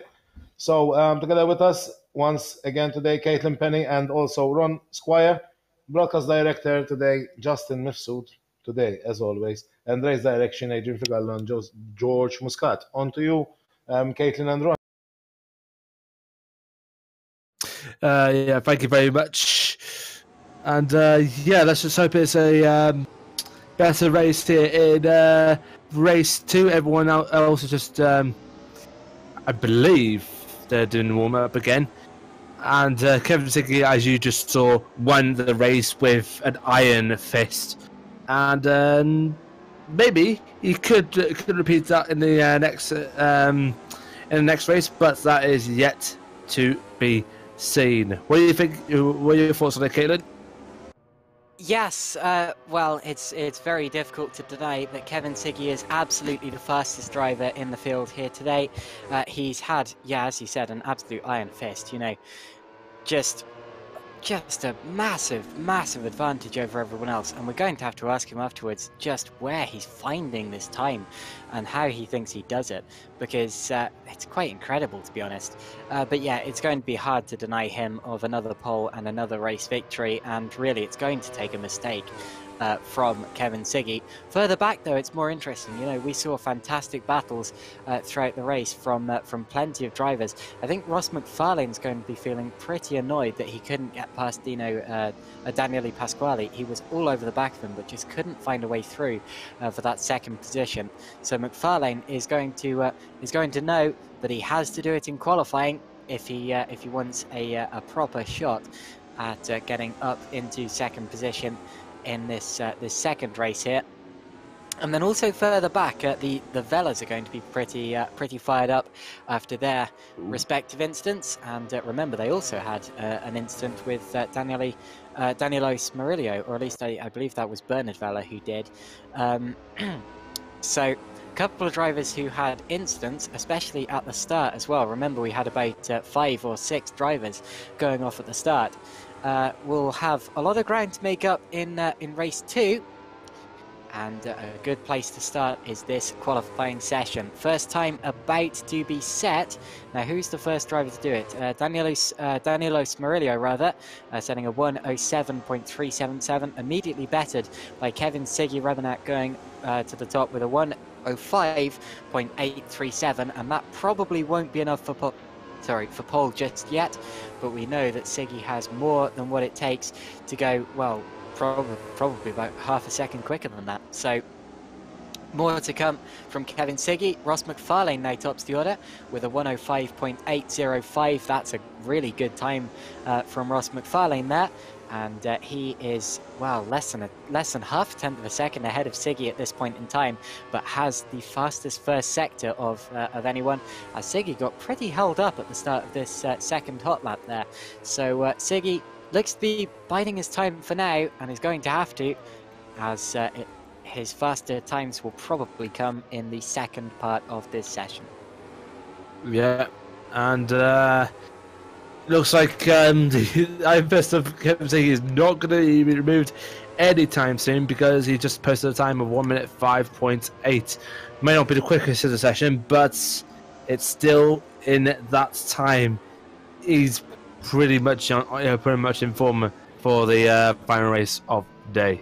Up into third place went Danilo Smarillo, who's actually just made contact with someone else there. But yeah, Smarillo went up into third place with a 1:06.343. That's not going to be enough to keep him in third place. Remember that in the past couple of sessions, we've had the top 5 drivers under 1 minute and 6 seconds. So really, you need to be under 1 minute and 6 seconds if you want to get into the top 4 at least. An improvement now coming in from Kevin Siggy as he sets the fastest first sector yet this session, and as we all expected him to do, he's currently on course to lead this session if he can set this time. Kamil Franchak jumps up to third with a 1:06.047 and a fastest second sector of anyone so far. Now let's watch Siggy as he exits the final corner, and this is going to be pole position. As he crosses the line, it's a 1:05.675. That might be enough for pole in itself. We'll have to see, but still, we know that Siggy is capable of more. So a great lap, fastest in both sectors there from Siggy, and more time to be gained. More time to be gained, indeed. And let's have a look. Sorry. Yeah, let's have a look at Daniele Pasquale here. He's got 2 corners to go and is actually gaining enough, actually maybe for pole. Wow, this is a really good lap from Daniele Pasquale. Out to the final corner, this looks to be pole. Oh, second just off. Less than a tenth of a second off top. With the fastest second sector of anyone, faster than Siggy's second sector. He lost 3/10 in the first sector. So if he can find more time in the first sector here, Daniele Pasquale might be a real challenge. Where did that time come from? Because he did not show that in the first qualifying session. I believe that's about a tenth of a second faster than what he did in the first qualifying session, and he would have gained that all in the final sector there. This is now between Siggy and Pasquale, but not anymore. Look at that. Siggy crosses the line, 1:05.468. Fastest in both sectors by a long way, and that might well be it there, as Kevin Siggy tops the times and smashes the opposition once again. Pasquale is improving, Pasquale is improving, but he's now being held up in traffic, and hopefully that won't affect him too much. I fear it might, actually, as he comes out to the final corner and, yeah, loses time. So a big shame there for Pasquale, who has more to be gained, but I don't think anyone is going to top Kevin Siggy here today. Is that the fastest time from Siggy all night? No, I'm afraid it isn't. He actually went faster with a 105.42, I think, in the race, which was his fastest time. So in race 1, we saw a proper qualifying lap from Siggy. I don't know if he got slipstream off a backmarker or something, but whatever the case, that was the fastest time. And I can imagine that at this stage in the competition, he'd probably be pretty disappointed if he didn't beat that in quali. Yeah. We only got around 3 minutes left here, and this is actually qualifying, is it, or is it? Yes, this is actually qualifying. This is actually qualifying. Oh God! And I thought it was just another warm-up session. This is qualifying for race 2. This will decide the grid order, so that's why the drivers are really pushing for it. Slight improvement there for Kamil Franchak on his last lap, but still not enough to move him any higher than 5th position, and not enough to get him into the 105s yet, which he did do in the previous sessions. So more time to be gained from Kamil Franchak. He does have some clean air now, and he's actually set a relatively fast first sector, so this might well be a good opportunity for Kamil Franchak. Different line to his last lap there through that sector of corners there, the curver. And now through the final couple of corners, he seems to be losing a little bit of time on his delta, and unless he gets... Actually, that was a really good exit there, but he still loses time and does not go any faster on his best lap. So Kamil Franchak there. Oh, did improve. Ignore me. Yeah, he did improve on his lap, but still not enough to get him up into 4th position. However, he did get into the 105s. More improvements coming in now. Bernard Vella has jumped up to 6th quite recently. William Zabini has just set his personal best first sector as he goes into the 2nd and final sector now. He looks to be about to improve his lap by about a 10th, which could put him up into 9th place. He is currently in 10th place. I think this will be 9th place, actually. Both Franchak and Vella are also improving their times in 5th and 6th. Zabini does jump to 9th with that lap. Let's watch Franchak here. He's got 2 corners to go. Little bit of traffic up ahead, but I don't think that will affect him that much there.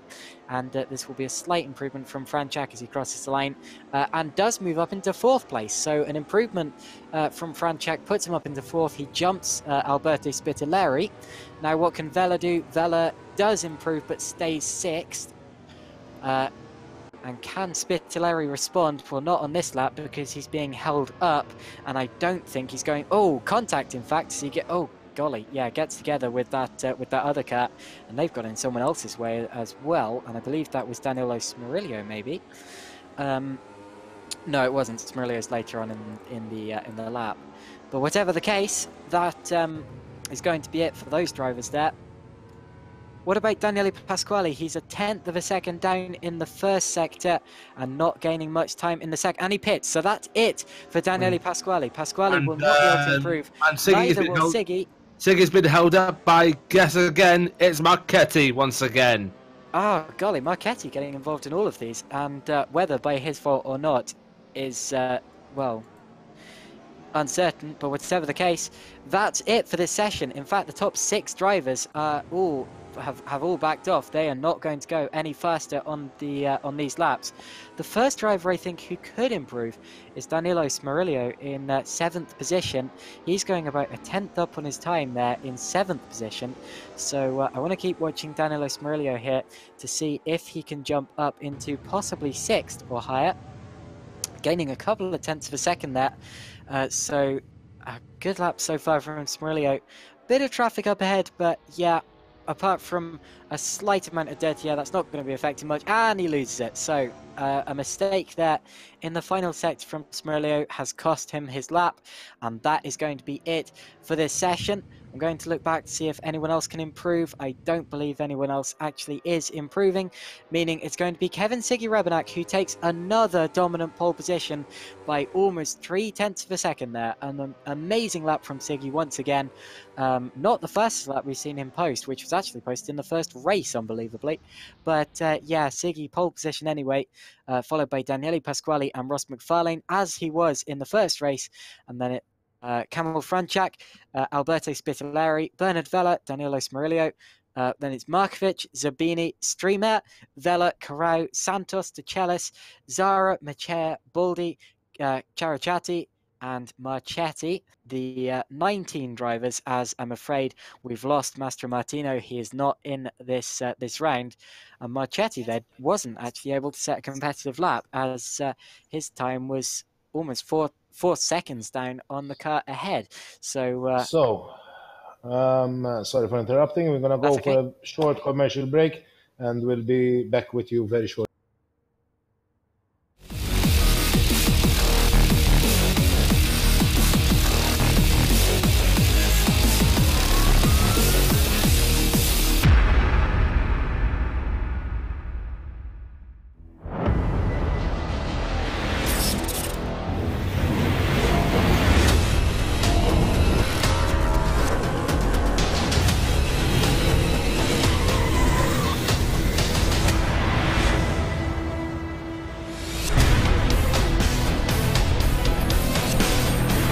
A really good race, really fun. I managed to reach the second place.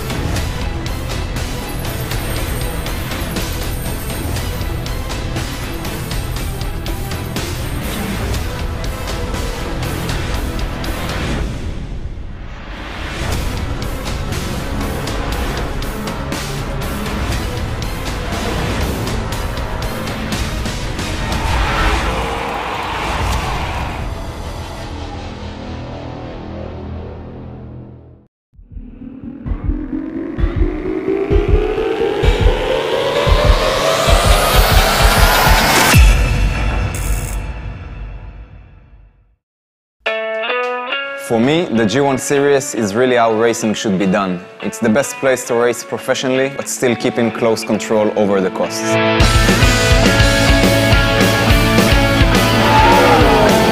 Driving the G1 is amazing because it's a really powerful car. It's really easy to drive, so you feel immediately connected with the car.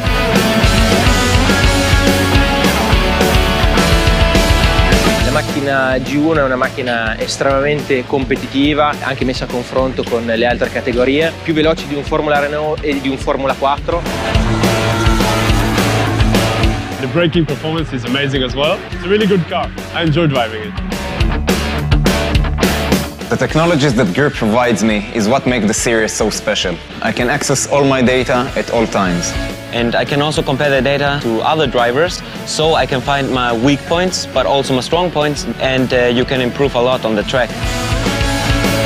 L'altra tecnologia estremamente importante e innovativa è quella relativa alla visibilità, in cui i fan non solo possono seguire la gara live, ma possono seguire il loro pilota preferito grazie ai camera car, grazie alle videocamere che sono installate su ogni vettura. One of the most unique things in the G1 series is the virtual races. For every race, we actually race in the same track with the same drivers. When we get to the track, we can get the best out of it. It's the only series that combines both virtual races and real races in the scoring system. La G1 Series è un campionato estremamente interessante per tutti quei piloti che vogliono passare dal karting alla monoposto. For the cost of a karting season, the G1 Series is one of the best places to improve my formula skills before moving on to next levels. It was truly an amazing year, and I just can't wait for next season.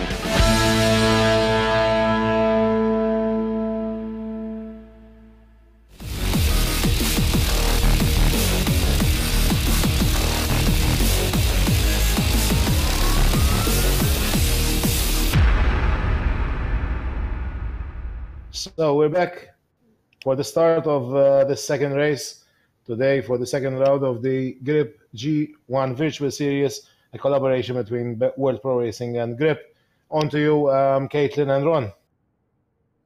Yes, welcome back everyone. We are just 25 seconds away from the start of the race now, and it's going to be Siggy Rebenak leading us away at the start from pole position, followed by Pasquale, McFarlane, Franchak, Spitaleri, Vela, Smirillo, Markovic, Zabini, and Streamer, the top 10. 10 seconds to go now. Watch the starting lights. We have 6 of them, and when they go out, we will be underway. Caitlin Penny and Ron Squire talking you through race 2, which is go now. Away we go, and we're off. Kevin Siggy gets another great start. Pasquale doesn't. So Pasquale dropping back, as is McFarlane. Franchak's up to second. So Franchak up to second from 4th position. A really good start there. Oh, Santos just spun and just made contact with a couple more cars, which includes Zara. Yes, Deselis, Karakati. Markovic is down. Yeah, Smirillo and Markovic got involved, as did a couple of other drivers. So some more starting carnage, and that's really unfortunate to see. But yeah, drivers being involved. But anyway, Siggy still leading us away, and side by side, in fact, are Pasquale and is that Franchak? Maybe I think it is. It's McFarlane. Oh, it's McFarlane, and that will be Vela's coming up as well. Bernard Vela. Trying to find a way past Pasquale. He can't find a way through anytime soon, but he will do it later on. And Seth, and sorry, and this is Ross McFarlane. He's actually coming up behind. Oh, Ross McFarlane's in the wall. Ross McFarlane's just crashed out. Oh God. Oh, that's a huge shame. Ross McFarlane, who's been driving a couple of brilliant races, has hit the wall and unfortunately is dropping down the order. Is his car damaged, maybe? It looks as if there may be a slight amount of damage. It seems to be hanging. I don't know if there's any damage because he's currently on the offensive once again against Corral. Well, whatever the case, it's Siggy leading after the opening lap, followed by Franchak, Spitaleri, and then the fighting trio of Pasquale, Vela, and it was McFarlane, but he's now dropped back after that incident. Then we have Zabini and Streamer, then McFarlane. He's slotted in 8th position and is already attacking again Gianluigi Corrao, who I believe has got past him actually. Dean Vela right with them as well. So yeah, just a really unfortunate situation as McFarlane lost it out of the final corner, and I didn't see whether he got a tap or not. I wasn't looking in that direction, but whatever the case, it's still really disappointing as we have now less than 8 minutes remaining in this race already before the end of round 2. So where does McFarlane drop to? I believe he dropped into 9th place behind Corral. He's already attacking though to the outside. There's no room through there. And that would have been hugely optimistic. Doesn't manage to make a move. Find a way through here to the second corner. Oh, just nearly touched the Crow. He touched Crow spun. But he's got back to. Oh no, he's lost position. They went 4 wide, and through went Vela and Smirillo, who are all fighting. I can't believe I just saw cars going 4 wide on the straight as one battle overtook another one. Vela's gone through. Smirillo is now in just going then. And Corral has actually got in front of McFarlane once again. McFarlane coming out worse once again. And McFarlane going to the inside of Corral. Takes Corral with ease. Does he? Oh yes, he does. Yes, he does. Yes, gets it sorted. He goes to the inside of Corral at the end of the straight and goes back up into 10th position. That's going to be a little bit of consolation, seeing as you do get a point for 10th place, but it's still hugely disappointing that he's a long way down compared to where his pace should put him. But I didn't see, that may have been his own fault coming out of the final corner. It probably was. But yeah, unfortunate situation there for Ross McFarlane, and that puts him to 10th position at the end of the lap.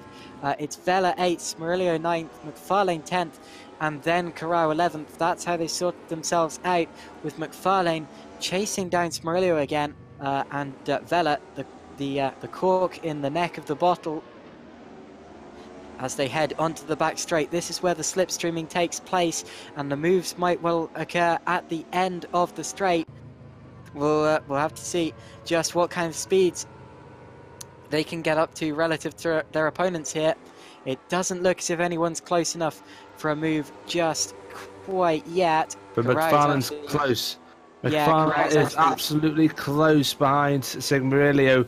He might take him in the next few corners, if not on the back straight, but it's extremely close. McFarlane now on the pit straight, just right behind Cimarillo, who himself is actually right behind Dean Vella as they go into the first corner. Dean Vella actually goes wide but closes the door on Cimarillo. Going down into the second corner. Ross McFarlane also making a chance, and Vella's gone wide. Can Cimarillo take the chance? No! He's nearly there though. That's where they came together a couple of laps ago. That's where they went 4 wide.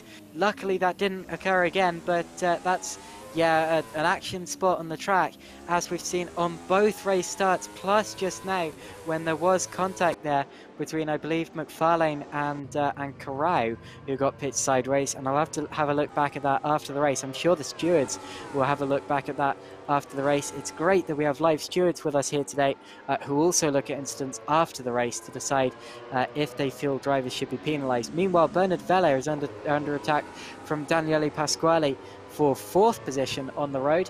Pasquale, remember, dropped behind Vella at the very start of the race and is now coming... Oh, Santos is off. And Marchetti! Marchetti and Santos is off, just at the end of the straight. Well, I'm not sure whether they came together or not. It would be a shame if they did. It looked like they did. They were really close to each other, it looked like it did. They're a long way down the order now, and Marchetti... Oh, no, wait. Cimarillo is actually under attack from McFarlane. McFarlane is actually took the position, or has he? He's nearly... Oh, they touch! Cimarillo into the wall! McFarlane might have just messed up a bit more there. Where's Corrao? Corral's actually got in front. David is still there. Corral's taking the advantage. He's gone up in place. Cimarillo is down, and McFarlane comes out worse once again. And those are over the last couple of points paying positions as well, which is dramatic in terms of the race and the championship order, especially seeing as McFarlane came into this round in 4th position in the championship and then took a podium in race 1. So very, very disappointing. He just can't catch a break in this race, and he now appears to be struggling with damage. His car's not handling as well as it was before. So gutting. But look now at Pasquale right on the back of Vella again, and they actually almost went side by side into turn 1 about 3 laps in a row now. And this is just what I was saying earlier about how it's so tricky to overtake at this track, because the majority of it is corners, and then the long straight we do have does not have a heavy braking zone at the end. So it's tricky to pass here, and you really need your opponent, the car ahead of you, to make a slight error. But look at them now. As Spitaleri, I believe, made an error. They're actually on the back of him all of a sudden. He made an error just ahead of them, and they're catching towards the end of the straight. And we now have 3 cars in a chain for 3rd position, with Spitaleri leading Vella and Pasquale into the final sector of the race. This looks interesting. And Sabini is... and Pasquale to the inside of Vella. He's going to hold it around the outside. Really great move there for Daniele Pasquale. He knew that he had to pull the move then, or not at all, and through he went. That was a really, really good move from one of our fastest drivers in the field, Daniele Pasquale, and he is going to be feeling so proud of himself for that one. And quite rightly so. So still, it's... Rabenac leading from Franciac Spitaleri, but now it's going to be Pasquale ahead of Vella, a change over 4th and 5th positions there. And now what can Pasquale do about Spitaleri now he's been released? Can he get back on his tail? And what can Vella do, in fact? Can he get on back on the tail of Daniele Pasquale using the slipstream down this straight? That's going to be interesting. Meanwhile, Siggy laps a back marker. He just locked up a tyre and goes on to what will be the penultimate lap of the race, or the final lap of the race, depending on how it goes. I believe it'll be the penultimate lap with about 4 or 5 seconds left to spare at the end. It will definitely be this is definitely the penultimate lap. Yeah, because Kevin Siggy is already just gone past the line with like a minute and 10 to spare. So Kevin Siggy should be on his penultimate lap now.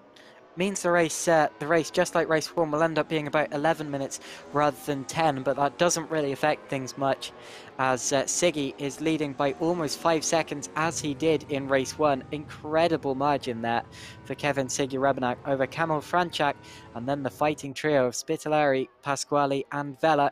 We have less than 30 seconds left on the clock, and Siggy is about to start the final lap of this race. And remember that the last couple of minutes is when it all came to blows in the first race. I'm interested to see, can McFarlane get back at Smerillo, or is he too far behind? Because McFarlane will be desperate for points in this race, and he's currently not on course for them as it stands, as Kevin Siggy starts the final lap of the race. Siggy is on his last lap. He's done extremely well tonight, as Kevin Siggy now comes. He cruises home, hopefully, in the last few laps to increase his lead in the championship. We thought that he was not going to lead the championship after Imola, but with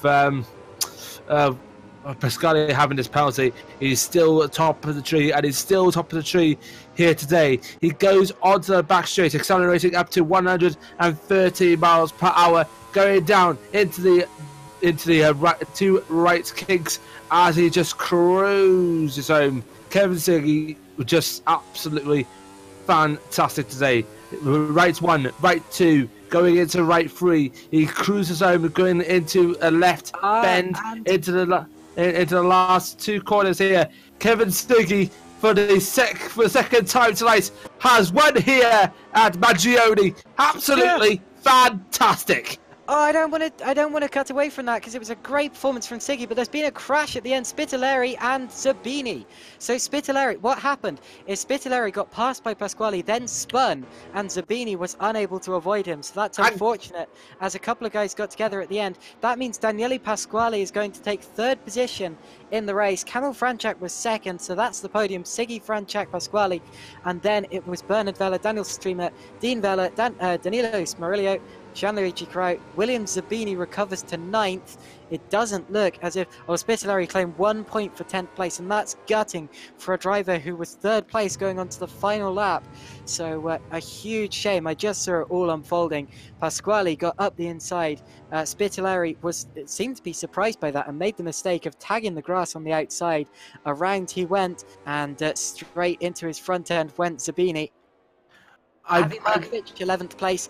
Then Michael Machea, Sandro Zara, and Steve DeCellis. Ross McFarlane, I'm afraid, did not finish the race. Then we have Filippo Cerachati in 15th, followed by Michael Santos, Federico Baldi, and then Michele Marchetti, rather, our 18th finisher, and our only retirement, I'm afraid, Ross McFarlane. Was Marchetti involved in the Spitatelli incident? I don't believe so. Because he was at the back, and he's had had more than a couple of collisions with other drivers, particularly racing here today. So I'm just thinking if Marchetti is involved, and if there's going to be swift action for him. Because... No, I don't believe he was involved in that one, but yeah, there are a couple of incidents that happened today involving a number of drivers, which the stewards are going to have to look at last time, or after this race rather. Remember, the stewards do hand out penalties if they deem worthy, and they did. They actually cost Daniele Pasquale a win in the first race due to a qualifying infringement. That's last time out, rather, a week ago at Imola. So it's great to have stewards here watching over everything and making sure that the racing is fair. We do have a very professional team of stewards here who are actually FIA certified. Adrian Figallo, Justin Mifsud, and George. I've forgotten George's surname. George Muscat. Sorry. Yeah, huge apology there. Sorry. But anyway, yeah, great races there. Really, really entertaining. And we're now going into a couple of interviews with a few of the notable drivers from this weekend, starting with our outright winner of all 4 races so far this season, Kevin Siggy Rebenak. Incredible, Kevin. Yeah, I think it was really incredible, to be fair. I think I did my best now, and I won both races. I was hoping for more pressure from Pasquale, but yeah, it ended up being me being the dominant guy. Absolutely so. You know, you were by far the quickest driver on track in all of the sessions that we had today. In fact, you set your fastest lap of all in one of the races, which is quite incredible. Do you think you had more time to be found? I think there's only 1/10 that can be found, in my opinion. I think that's how I saw it in my sectors, and I think I gave it all in this car. I don't know if the setup would have been better if I changed anything else, but I think I did enough time in the car, and I think only 1/10 could have been taken in the fall. Now, there's one thing that I'm sure everyone on this field will want to know about your quali laps and just about your pace in general, and that is how the grip did you do that? You know, where does it what does it actually take to be fast in one of these cars, and where do you think you were finding that much time? I don't really know. I think it was just mere the way I took the lines and which gear I took it. Because I was watching Pasquale's onboard one time and I saw some weird lines that he was taking, which were slower if I drove them. So I think those were that was the case. That's why I was fast, and I think consistency is one of my best skills in racing. Not so much qualifying, but I think that dedication just paid off, and I think the amount that I practiced eventually went into having that much pace. Absolutely, it did, and it was just incredible. You actually had no interaction with any other front-running car on the track at all this weekend, so there's not really much to speak about. But were all the backmarkers behaving themselves? Did you have any close calls? Yeah, had I had like two occasions with the same guy. I'm not gonna name him, but to be fair, I think he needs to practice more. He was a bit too slow in my opinion, and he was really avoiding blue flags. He wasn't really sure where we are, so I think he wasn't even using the track map. So that was on the only two occasions. One of them, which being one guy coming out of the pits, which was scary, but I saw him on the mini map, so I think I avoided it normally. But that's the only problem I had is with one guy avoiding blue flags. Well, thank goodness for that. Actually, the pit lane did look pretty scary at some points in this weekend. But yeah, looking forward to the future rounds as well. So far, you have a 100% record with the Griiip G1. You've won all 4 of the races so far this series. Do you think you can continue that streak heading into round 3?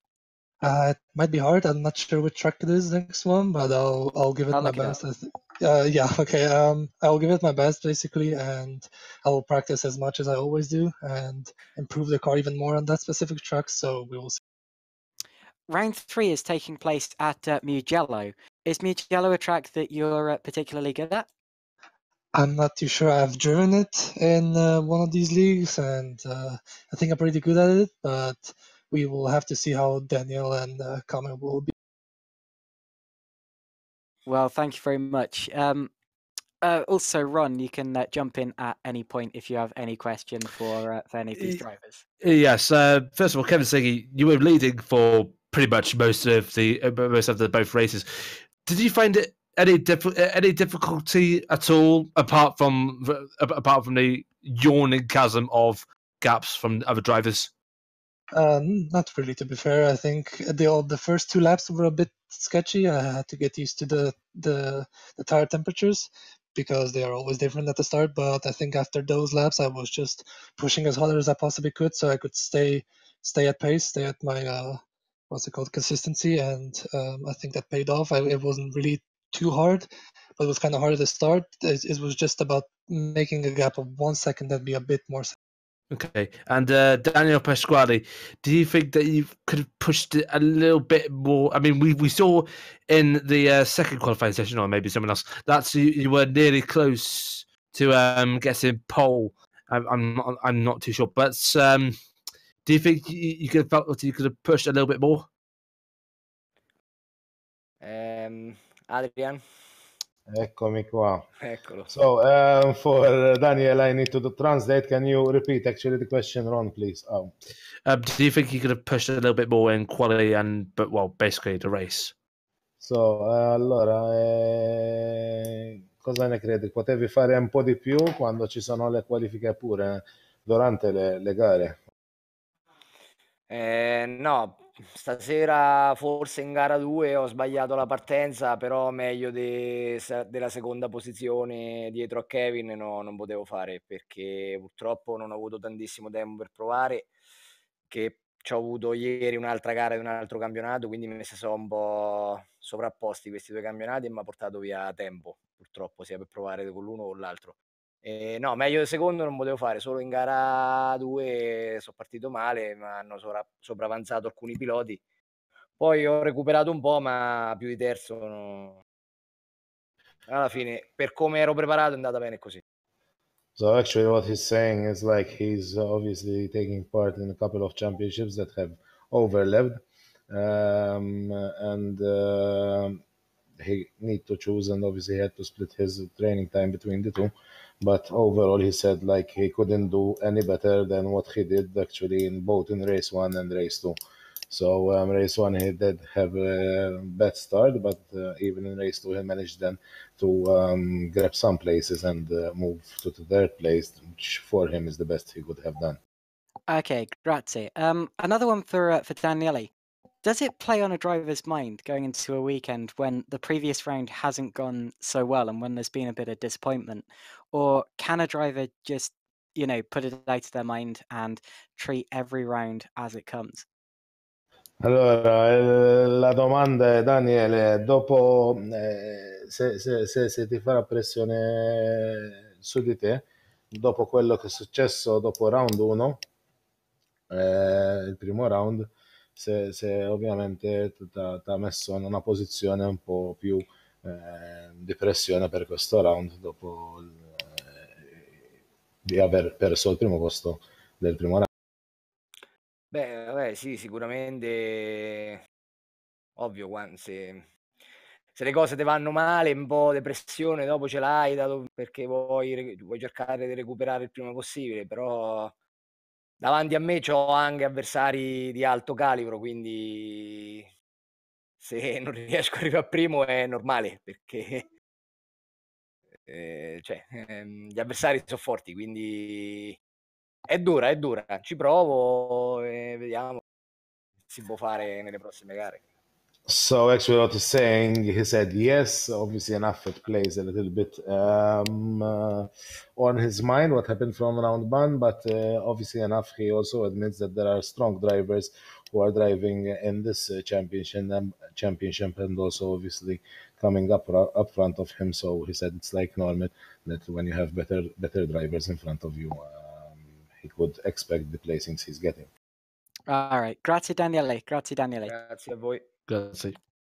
All right, so heading on to our final interviewer, last but not least, and that is going to be second in the championship coming into this round, and also podium finisher, Kamil Franchak.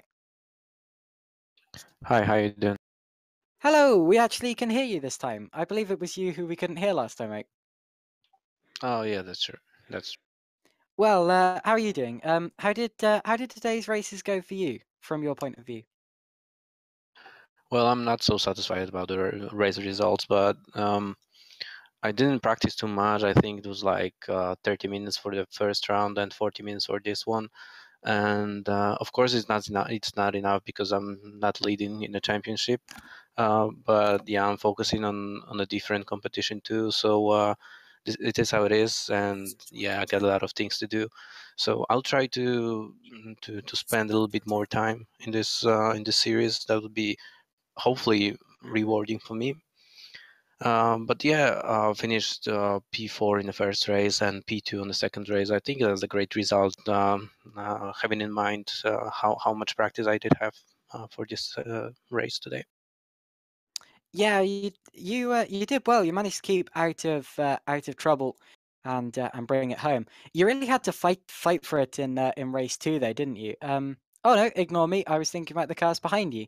To be honest, you did have quite a gap to the cars behind you. Siggy was in a league of his own today, but in regards to the rest of the field, you put on quite a nice performance in race 2 there. Yeah, that's true, because my start was pretty good. So I was lucky to gain 2 spots in turn 1, and I think something happened behind me on the turn 2 first lap, so it pretty much made a quite significant gap of 2 seconds. I was in about 2 seconds in front of P3, so yeah, I had some clean air in front of me and behind me, so I could focus on my my pace. And actually, I turned the fastest even lap time I've done in this practice during the second race. So yeah, I think the more practice could be much more rewarding for me.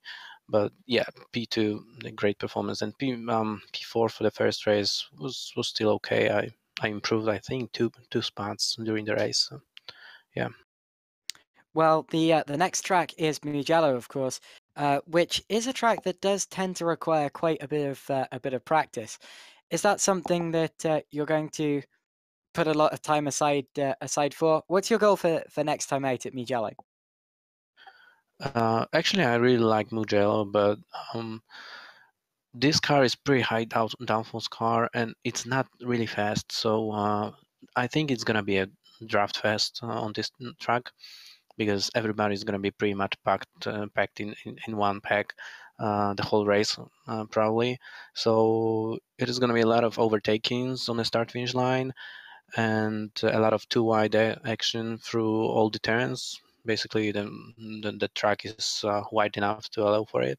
So it's going to be really exciting. I think much more exciting than today's race on Magion, because Magion is pretty much a very difficult track to fight, and qualifying lap time is pretty much your qualifying position is pretty much your finishing position if you don't make any mistakes.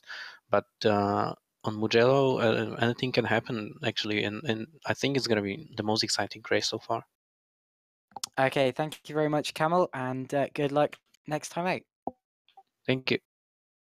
So that was it from us here today, and I'm going to hand over to Adrian in just a minute. But yeah, fantastic performance there from a lot of drivers. A really nice race, or really nice couple of races, in fact. Not too much excitement out in front, but excitement all the way through the rest of the field, and a really nice track as well. I do like Magione. First time I've seen it, but it did impress me quite a bit. Thank you to everyone joining us in the YouTube chat and the Facebook chat as well.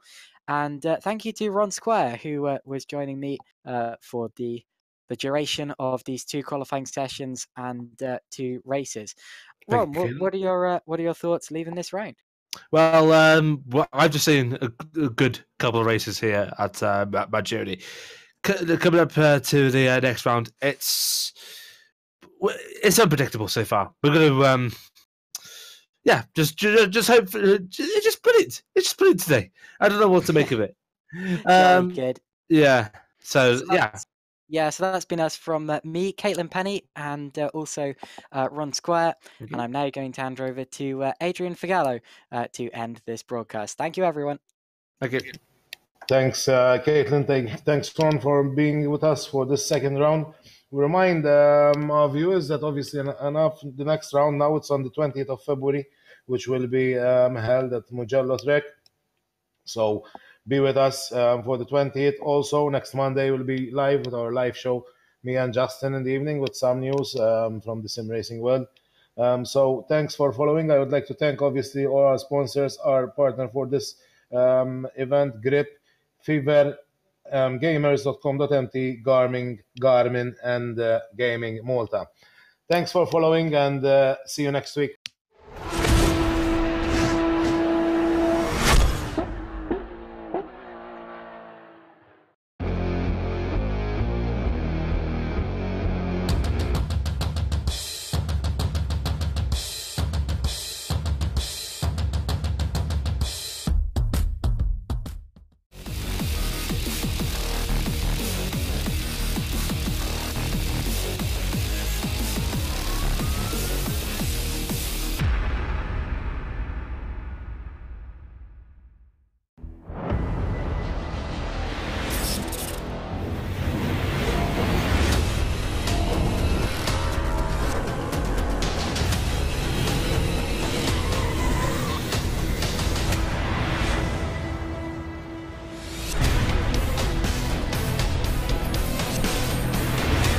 race really fun. I managed to reach the second place.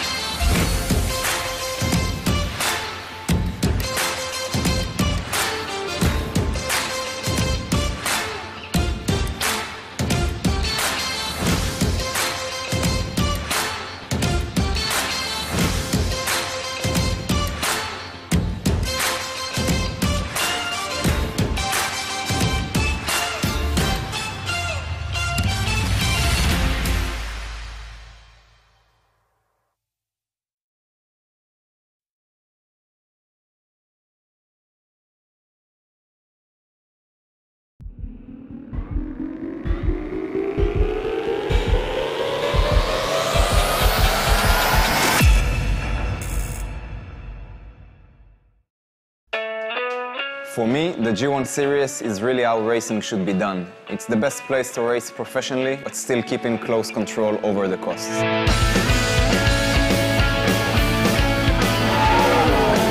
Driving the G1 is amazing because it's a really powerful car.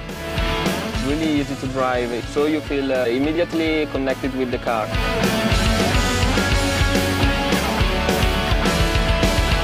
La macchina G1 è una macchina estremamente competitiva, anche messa a confronto con le altre categorie, più veloci di un Formula Renault e di un Formula 4. The braking performance is amazing as well. It's a really good car. I enjoy driving it. The technologies that Griiip provides me is what makes the series so special. I can access all my data at all times. And I can also compare the data to other drivers, so I can find my weak points, but also my strong points, and you can improve a lot on the track. L'altra tecnologia estremamente importante e innovativa è quella relativa alla visibilità, in cui i fan non solo possono seguire la gara live, ma possono seguire il loro pilota preferito grazie ai camera car, grazie alle videocamere che sono installate su ogni vettura. One of the most unique things in the G1 series is the virtual races. For every race, we actually race in the same track with the same drivers. When we get to the track, we can get the best out of it. It's the only series that combines both virtual races and real races in the scoring system. La G1 Series è un campionato estremamente interessante per tutti quei piloti che vogliono passare dal karting alla monoposto. For the cost of a karting season, the G1 Series is one of the best places to improve my formula skills before moving on to next levels. It was truly an amazing year and I just can't wait for next season.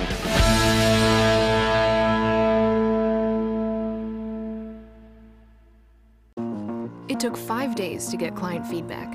Now James only has 5 hours until launch. With Fiverr, it only took him 5 minutes to find Stephanie. Fiverr. Connect to a freelancer in under 5 minutes.